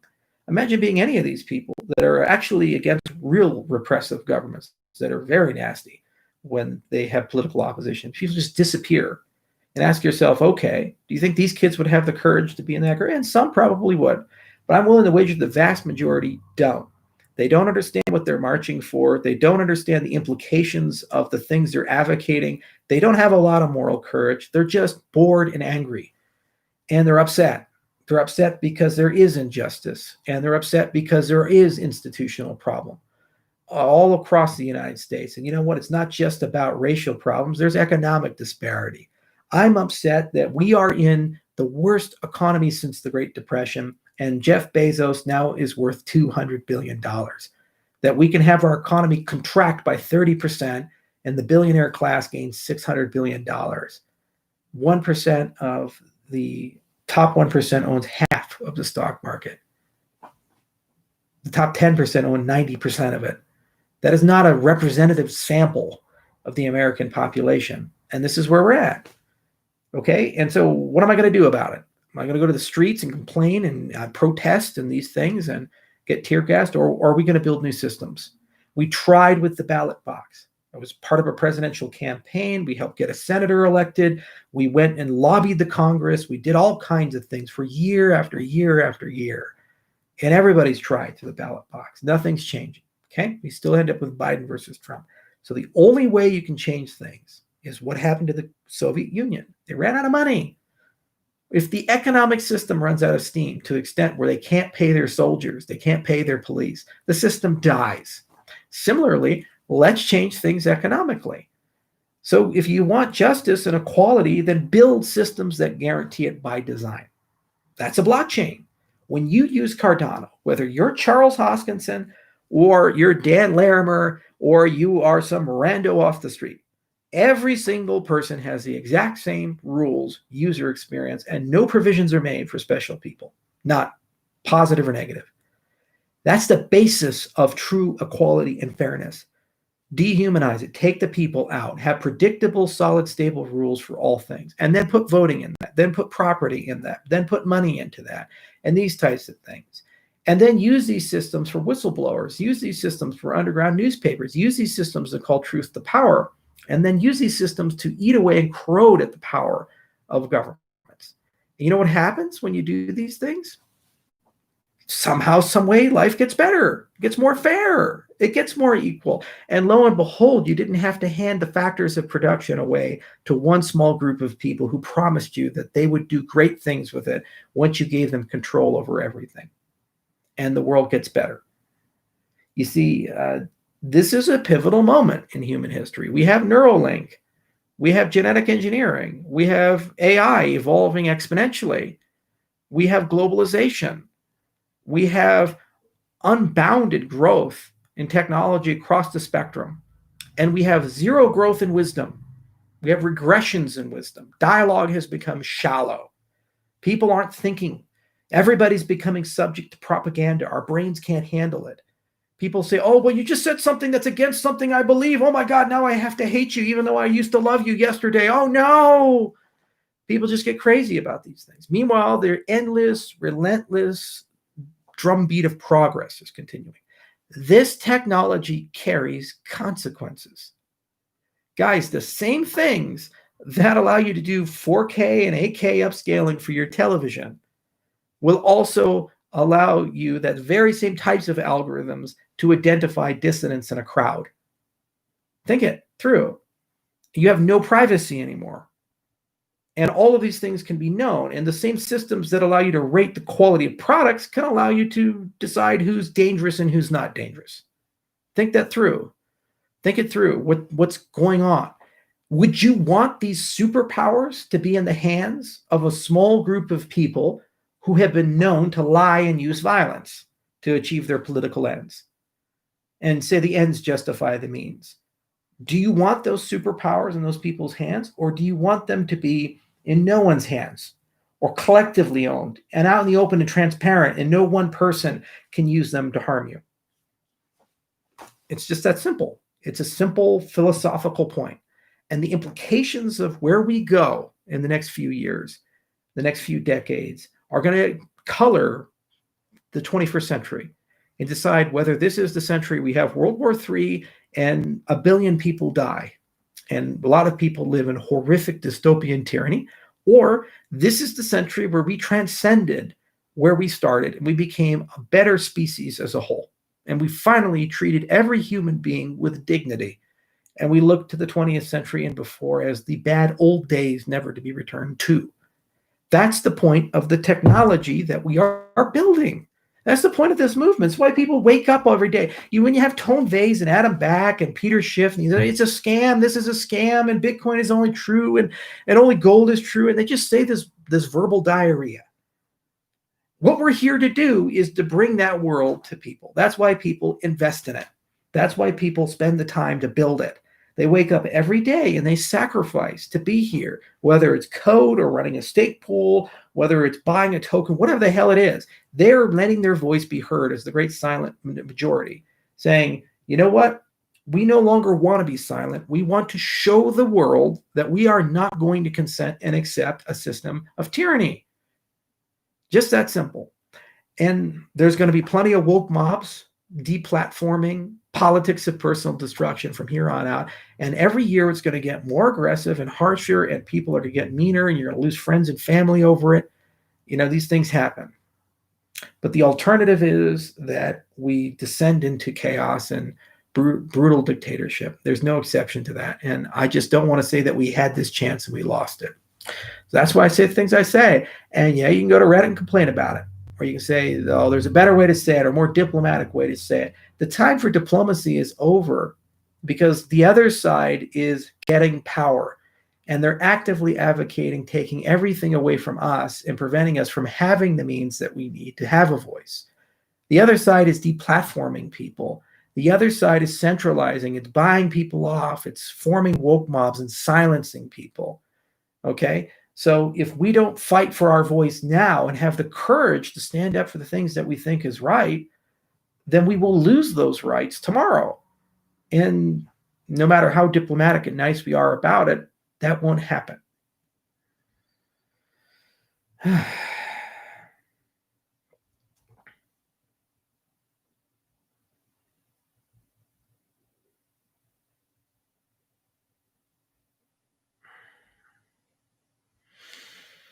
All right. Yeah. Maybe this will be the Fermi moment. It could be the Fermi paradox. Yeah, very astute there, Daniel. The Fermi paradox is this concept we haven't seen any civilizations above a certain level of progress. And so the idea is that once a civilization gets to a certain level of progress, it extincts itself. And that's why we don't see intelligent life in the universe. And it could definitely be true. Nuclear weapons could have been the Fermi point, but now AI could be, or this inevitable social collapse. I got to admit, social media is very devastating. It really turns people against each other. It makes people so shallow, and it makes it so easy to control people and propagandize people and make them believe and think things that aren't true.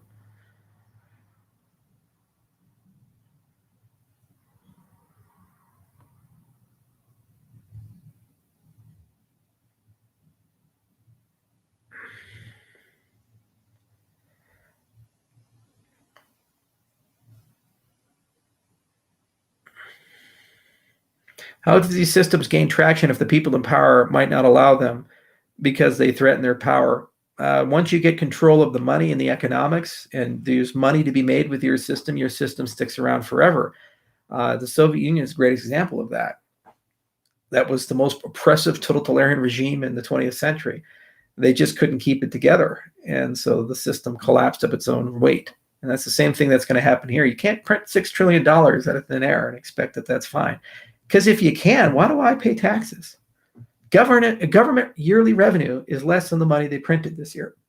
So if that's fine and there's no consequence to doing that, let's just stop paying taxes and just print $6 trillion every year. Why not?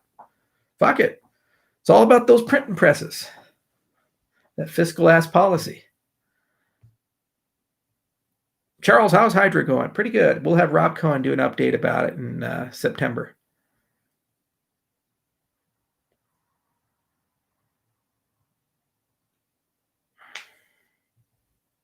Money press go burr. What does Cardano's TPS look like? Around 100 to 200 is what we're capable of right now.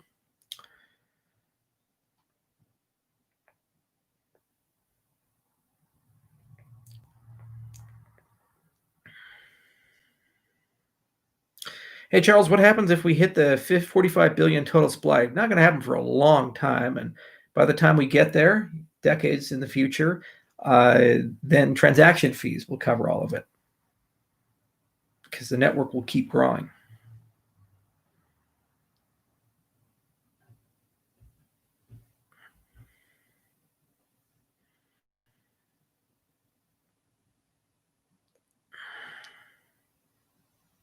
Hi, Charles. How's the Addis project going? Actually, pretty good. We might actually have a really cool thing to announce here in a little bit. We're waiting. Got burned on the fertilizer vouchers. We underbid that by $400,000. Our cost to deliver, we estimate at $500K. We bid 100, and then somebody won beneath us. There is no way they can service that contract with what they bid. So they'll get it and then renegotiate afterwards. It's anyway, enough to say about that.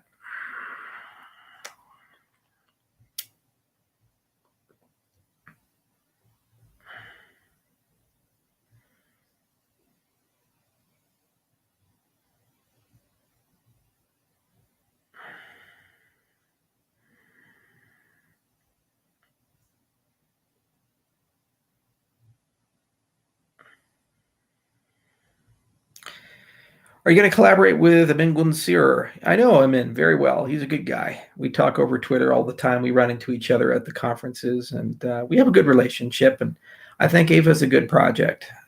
He's a real scientist, and he writes real papers.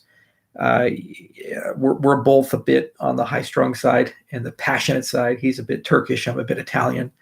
But we both believe very strongly in the things that we do. And the work that he does goes through proper channels. He submits them to peer-reviewed conferences, and the things he says are crazy. This is the beautiful thing about having a standard, is that as long as people meet that standard, then you have all these people just branch off and do cool stuff. Like Sylvia is doing really cool stuff, and Gavin is doing cool stuff, and Amin's doing cool stuff. And you can admire it for what it is, and you can learn from it, because that divergence is clearly a different trade-off profile, and we're getting a sense of whether that is there's merit in that approach. For example, I just read a paper the other day. We tend to use Merkle trees along with all of our accumulator garbage for zero knowledge stuff, and Dan Bonnet submitted something that involves using RSA accumulators. Now, this may have really good advantages over the way that we've done things in the past, but it does require a trusted setup. So maybe that's an approach, or maybe you have to use class groups. Who knows? That's his approach. There's a lot of ways to do this stuff.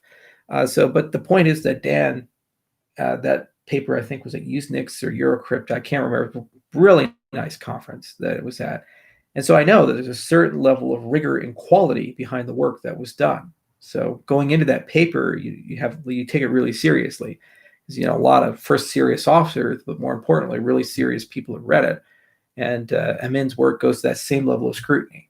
When he publishes papers, they go to those same conferences. So he's a good guy.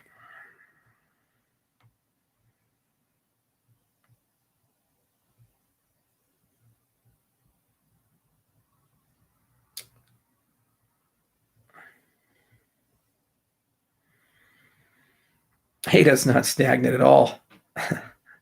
We're doing quite well, guys.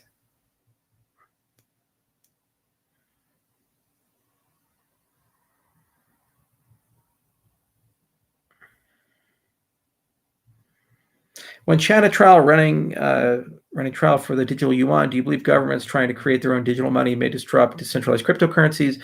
I think what's going to happen is cryptocurrencies will end up becoming a replacement for BIS, Daniel, to answer your question. The Bank of International Settlements is kind of the backbone of central banks at the moment. And the non-BIS members are actually getting screwed by the BIS members. There's about a third of the banks are BIS, but 95% of all transactions run on those rails. So when we have these CBDCs and they're issued, they'll probably start using cryptocurrencies as settlement rails between each other to do trades and direct consumer products like sovereign debt direct to consumer. So I think that's what's going to happen, and it'll end up being much better. I have no faith in anything issued by a big, powerful central government. They're like, oh yeah, just take this. How the fuck you just not use the legacy system then? It's like blockchain. You're doing it wrong. When ledger support for dataless? When we have the hardware wallet center, that's coming soon. We'll make a statement about it soon.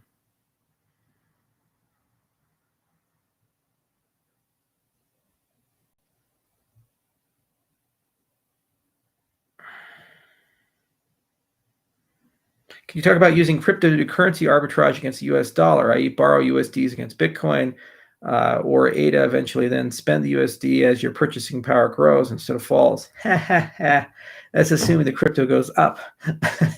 It doesn't work out so well when you are on the short side of that. Like, for example, when we had $11,000 Bitcoin and it went to 4, that wouldn't work so well. There are financial products that are being constructed in that direction. And the DeFi space enables that quite well, somebody takes the risk and somebody else gets the stability, and then you have interest-bearing products that you can build with that.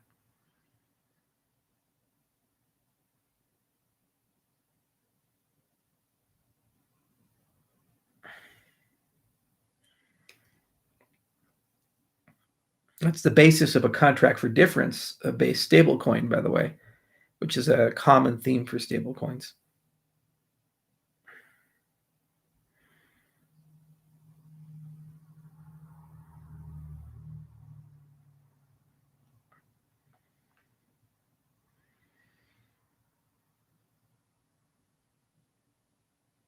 Will IOHK make dApps? Absolutely. Absolutely. That's why I think it's so silly when people pick on me for ETC. It's like, guys, if you're complaining about that, what happens when I'm building 12 different dApps on Cardano? We work on lots of stuff. Come on, it's okay. It's a big tent. We'll all work well together.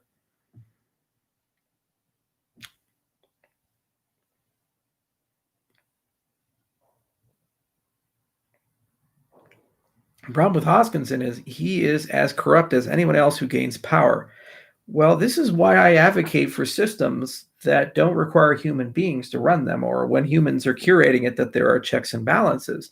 Because you're 100% correct when you say that power corrupts people. There are no exceptions. When you get rich and powerful, you start changing. And you can have all kinds of things like religions and mirrors and and to try to protect yourself from that. And some people, they change just a little bit. A lot of people did change a lot, but it's unavoidable. It's a human thing. It's built into our genetic code that we start forming hierarchies. And the people at the top of the hierarchy, they get away with things that normal people can't. A great example of that would be about 6 months ago, I was driving my Huracan. It's a Lamborghini. And I was going a little too fast, a little bit over the speed limit. And I was on this one road, and I crossed the corner, and there's this police officer with a radar gun, and he's looking for speeders, and he sees me speed. And he does this. He says, slow down. I said, oh, what a nice cop. He let me get away with that one. Okay, all right. Then the guy behind me was keeping up with me. He was going about the same speed, and he was driving it like an old beat up, I think it was a Toyota Corolla or Camry. I can't remember what it is. Some young white kid in an old car, beaten up car. And the cop tags him, gets on his motorcycle, and pulls over the Toyota, not the Lamborghini. I guarantee you that kid was pissed, absolutely pissed. He's like, dude, the Lambo in front of me was going just as much as me. Why did you pull that rich asshole over? Right? And this is a society that human beings build and they live in. There's all these weird power dynamics and structures. The cop knew that if he pulled over me, because I have money and power, that if I chose to fight that ticket or whatever, maybe it'd make his life a hell of a lot more difficult. He knew that if he pulled over the kid who's probably driving to work, probably working at Applebee's or something, who doesn't have a lot of money in the old beaten up car, that kid's just going to pay the ticket, and it's easy for them. So it's the path of least resistance. That's not fair. It's really not fair. And the problem is that happens every single day. And that's one little example of it, but there's hundreds. And the cumulative psychological impact of those hundreds of events that occur is that people who are higher up on the food chain start believing that they're there for divine providence. They're there because they're special, not because of a set of circumstances that occurred. And therefore, they're better than the people around them. And as they're better, they deserve the things around them. And it dehumanizes people to a great degree. Now, you can do all kinds of things to try to remind yourself that that's not true. Farming certainly helps because the animal shits on you, regardless if you're a billionaire versus you're poor. They treat you exactly the same way. Horse will kick you regardless of who you are. So there's all kinds of things to humble you and bring you down. But the problem is that the higher in the food chain you get, no matter what you do, eventually you start forgetting that. So this is why the systems we build are so important, because those systems liberate humanity from the same things that happen over and over again.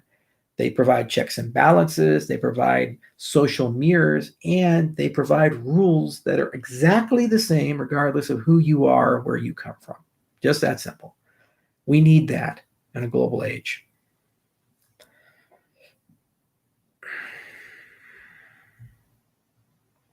And that's definitely true. Tough pill to swallow is the truth sometimes.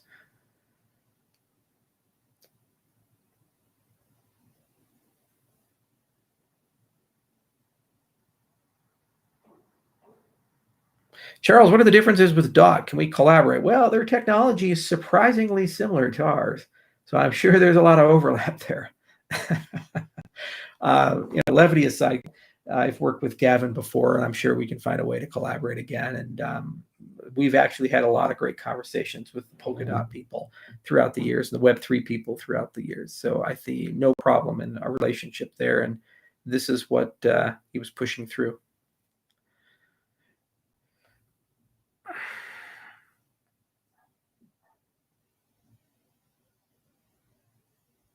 Due to the Pareto principle, wouldn't most of the money still end up in the hands of the few regardless of the economic system? Probably. But here's the thing.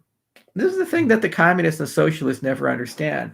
It's not about whether Bob has $1 billion and Jim has $100,000 and Jane has $1,000. It's about the overall condition of society. It's why the GDP is a bad measure. And I like things like HDI, the Human Development Index, because you say, okay, if you were born in this society and at random, you'll be inserted into a position, would you still feel like that's a good life? And you have to ask yourself, are you treated with rule of law? Do you have a voice? Do you have the ability to better yourself? Are you hungry or not? Do you have medical care or not?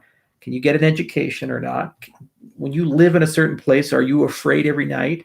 Do you have running water and power? You have all these things. Good economic systems tend to make these things better over time.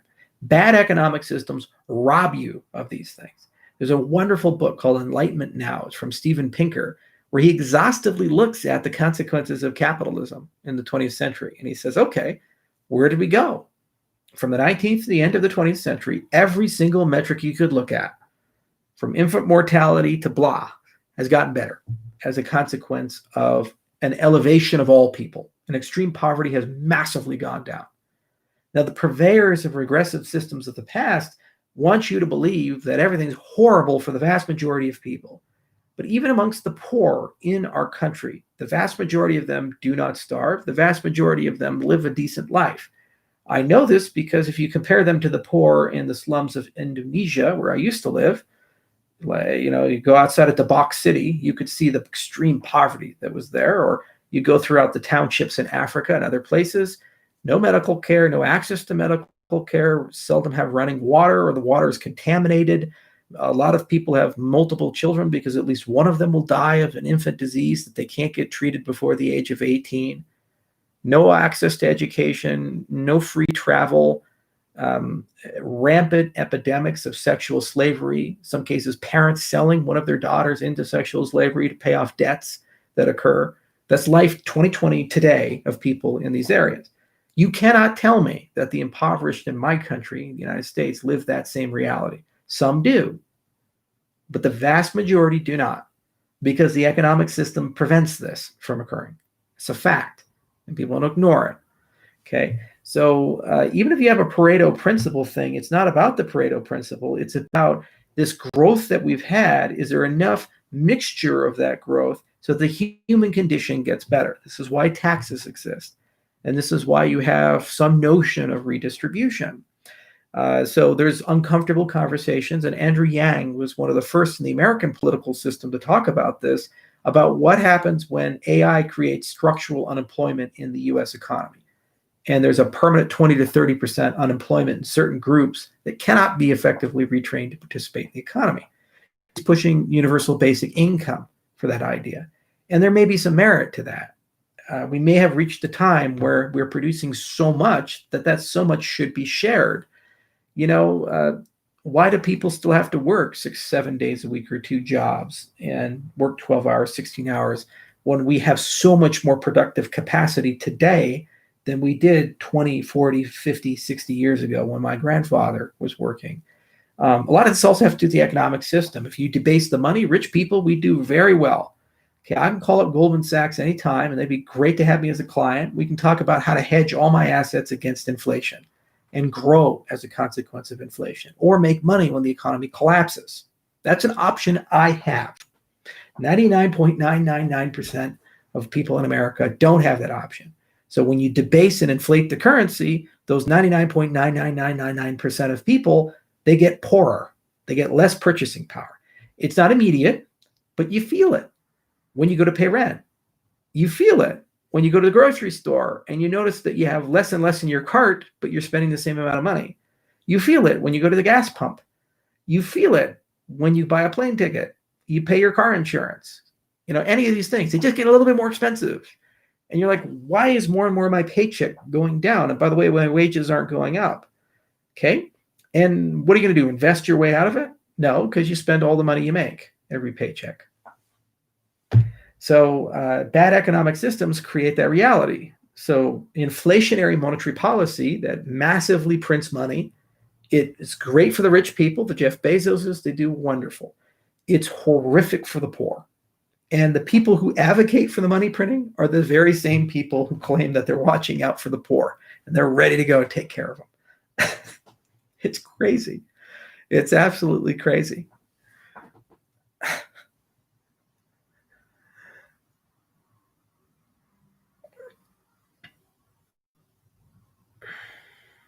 So you need a simple 10 to 20% tax on listed companies. Yeah, I would be a huge advocate of flat tax and a consumption tax.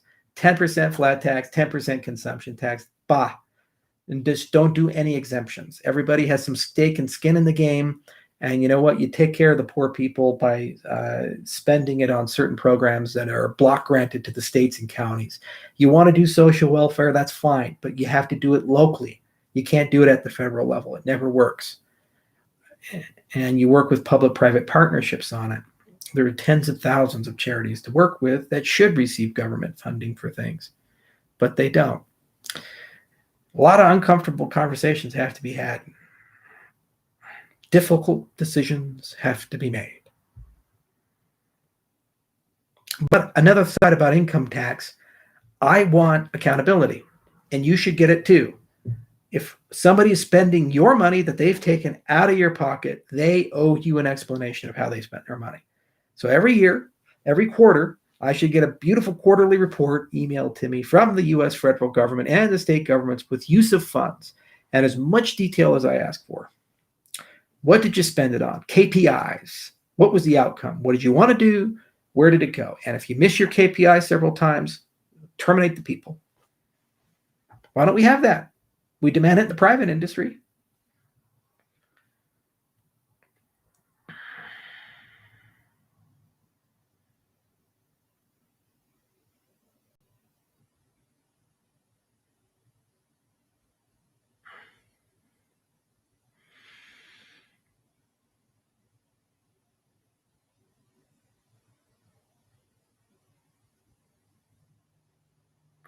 Get rid of the gross fake Klimt. I like my Gustav Klimt. It's a nice painting.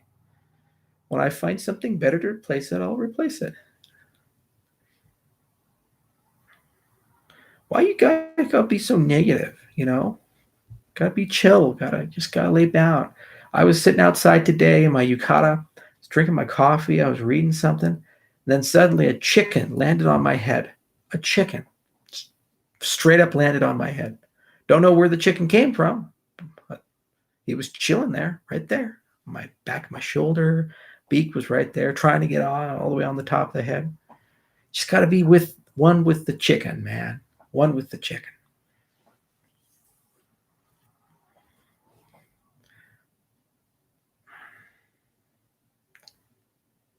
Have you seen One Punch Man? Yes. That's correct. It's a reproduction of Freya's tears. It's actually a pretty good reproduction. It's hard to redo a painting like that.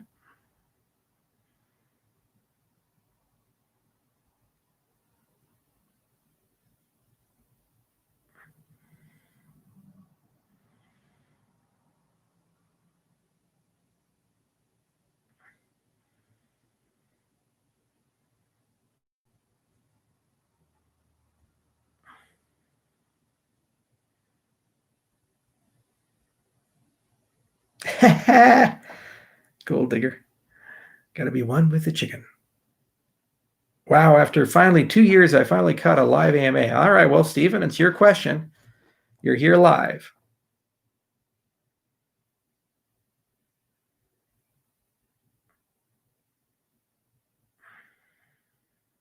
What are your views on Loopring? It's actually on our due diligence list for September, so I'll let you guys know in the next AMA.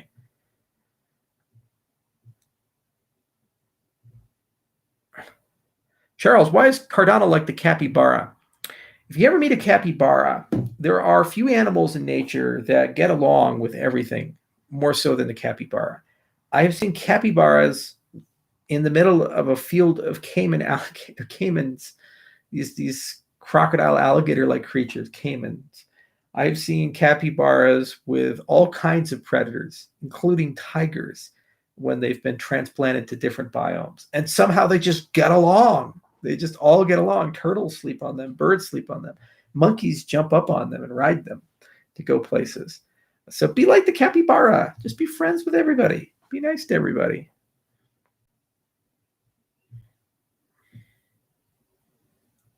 They really are damn friendly. And if you ever pet a capybara, it's just a life-changing experience. I am thinking about getting a giant anteater, though.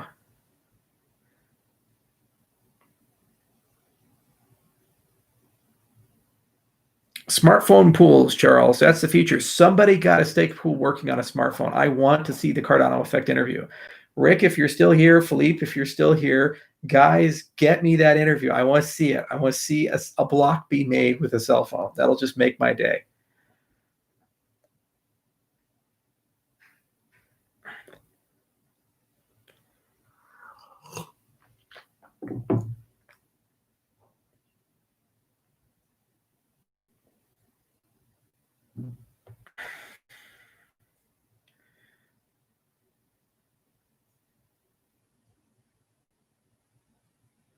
You drinking coffee? Yep.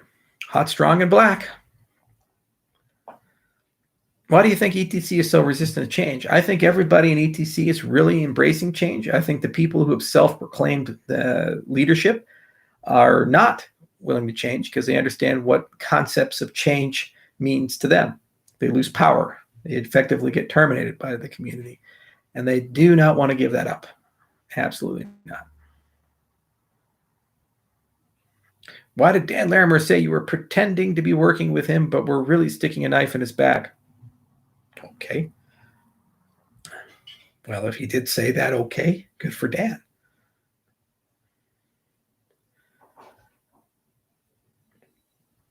I remember history differently. You need an MCS print on your wall. No, actually, the guy who's really cool is, let's see his name. It'll come to me in a bit. He's like a modern day Salvador Dali. He's a Russian guy.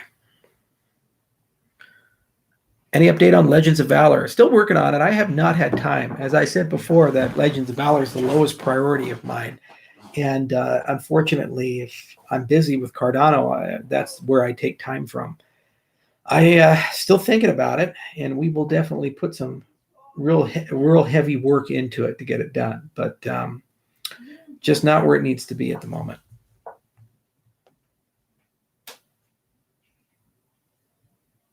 Any Hokusai art? No. I'll let Philippe know. You better. I would love to see that interview. It would make me so happy. Kush, Vladimir Kush is the guy's name. Wonderful. Kush, Kush. Highly recommend his art.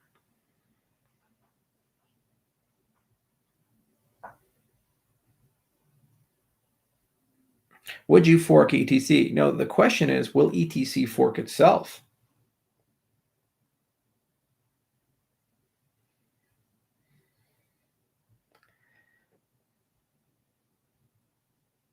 Is Gavin Wood a nice guy? Yeah, actually, I get along with Gavin. I mean, some people, he's not their cup of tea, but I've never really had a big grievance or issue with him.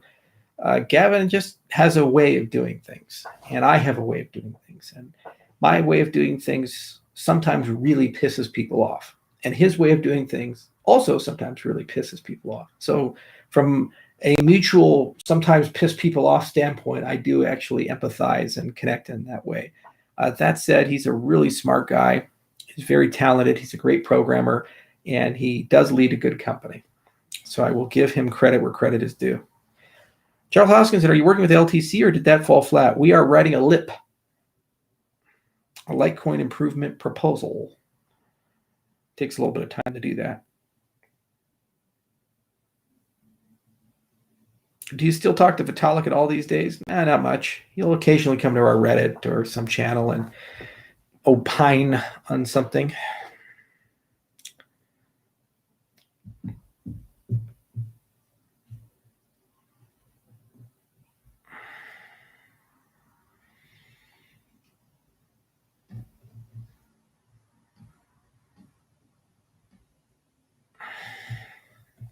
Do you think the child trafficking rings amongst the rich are real? Well, that Epstein thing really doesn't look so good. There's something there. There's definitely something there. I don't know what the hell it is. And we as a society tripped over it. And the media has been trying to bury it again. But it's so big and vast, it's really hard to bury. And I think if you that's the road you want to go down, that there's definitely some depth there that is immensely uncomfortable for a lot of the elite.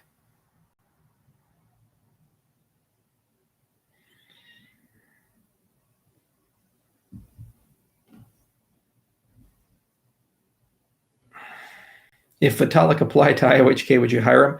Well, he's probably worth $500 million by now. So I think that he's a really brilliant person and could be a phenomenal researcher.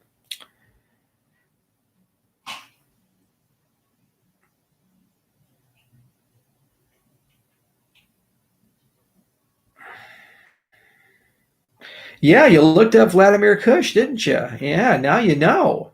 And knowing is half the battle. Another thing to look up if you guys have ever watched this is Half in the Bag. They have Mr. Plinkett's reviews. Watch his Star Wars reviews. Mr. Plinkett, so good.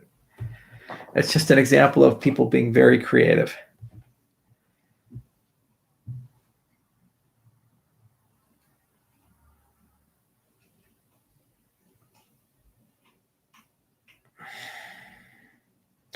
I have met the Winklevoss brothers on many occasions. We've had dinner together. There's been more than one run-in. And, they're standard entrepreneurs in the space. Where our interests align, we talk and not, just move on. There's nothing really there. We're not direct competitors in anything. So it's really easy to have a good relationship in that respect, or at least a cordial professional relationship.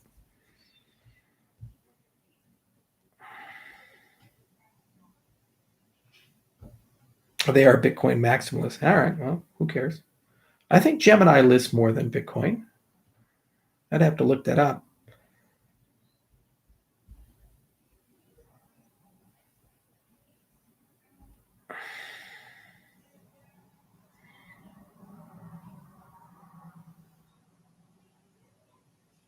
All right, one last question to end on. We got 2 minutes left.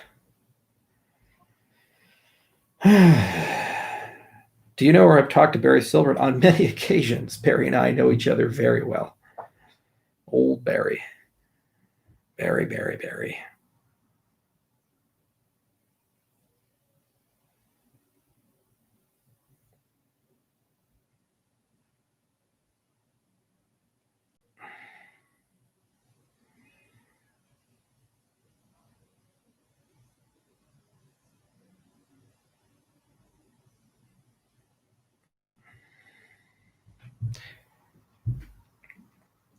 Go on the Lex Friedman podcast. I've been listening to a lot of those lately. I'm surprised. He's just like such a monotone guy.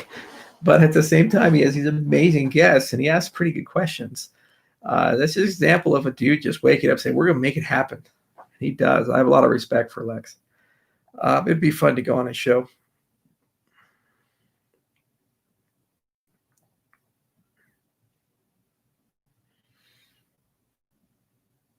Papa John's or Domino's? Neither.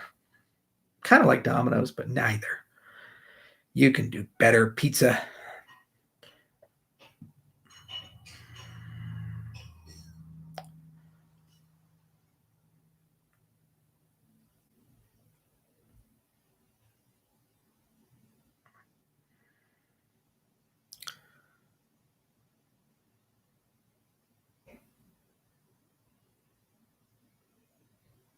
Come on, one good question.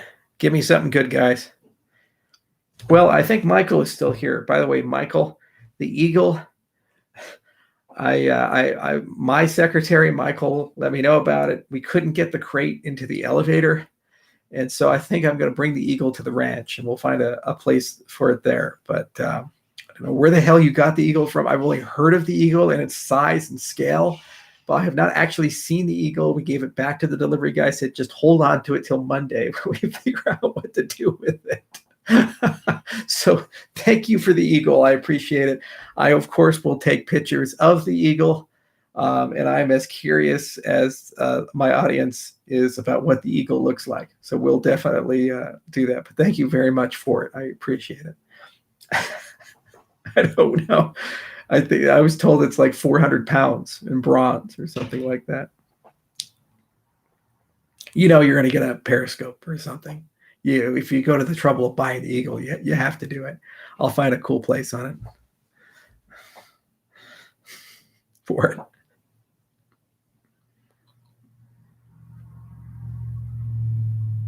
Okay, one last question. Come on.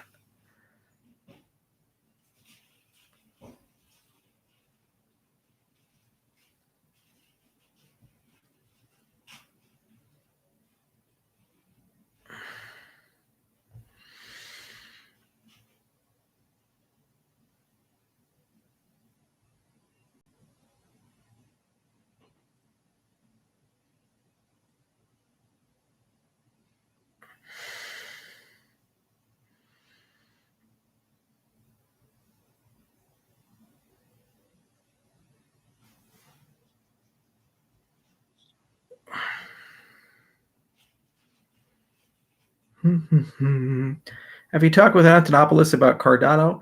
We've engaged over Twitter, and I recommended a master in Cardano. I think if we get to a certain scale, he'll do it. You have to get to that scale first.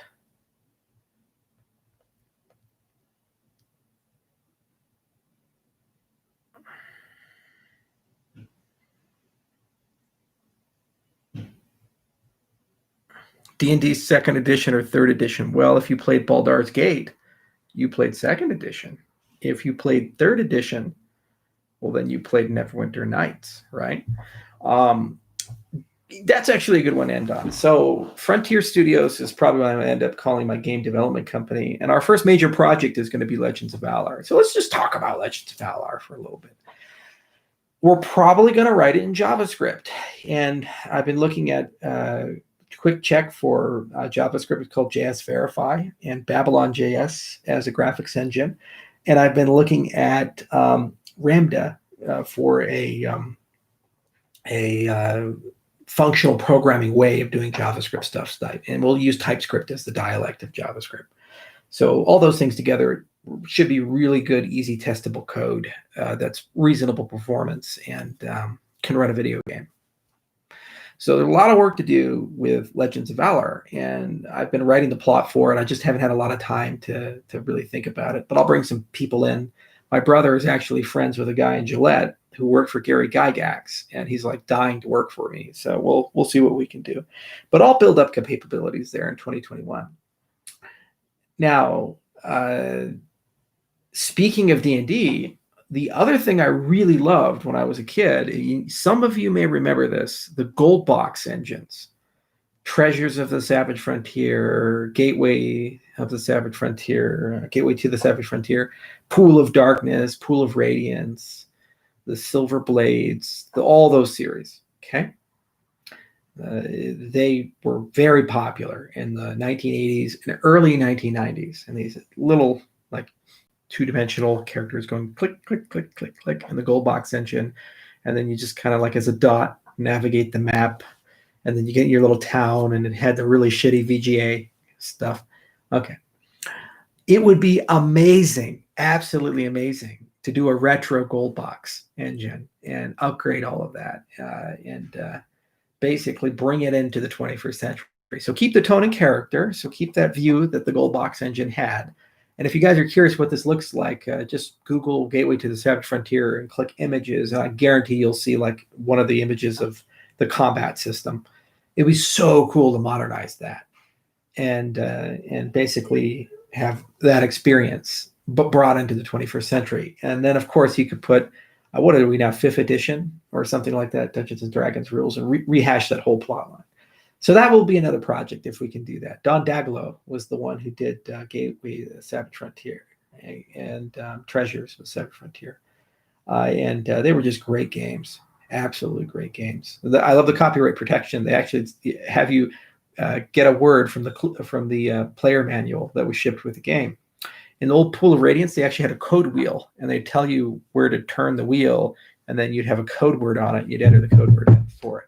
So all of the abandonware that you download today, actually you have to download a code wheel and all the answers for it. So yes, the answer is yes. There's always something there and something great. I'm really looking forward to Baldur's Gate 3. It's coming out at the end of September. Larian Studios is doing it. They did the Divinity series. Those guys are geniuses. One of the best studios in business right now. And they have a great game system that they've created for video games. And it'd be really cool to see that actually work its way into the modern Dungeons and Dragons system. And I think the plot's probably going to be pretty good because they're good writers there. I have a lot of respect for their work. But that is for a different day, my friends. This has been fun. 2 hours and 6 minutes, 20 seconds. Not bad. Thank you for your questions. We try to do these as much as we can. And until next time, have a nice day.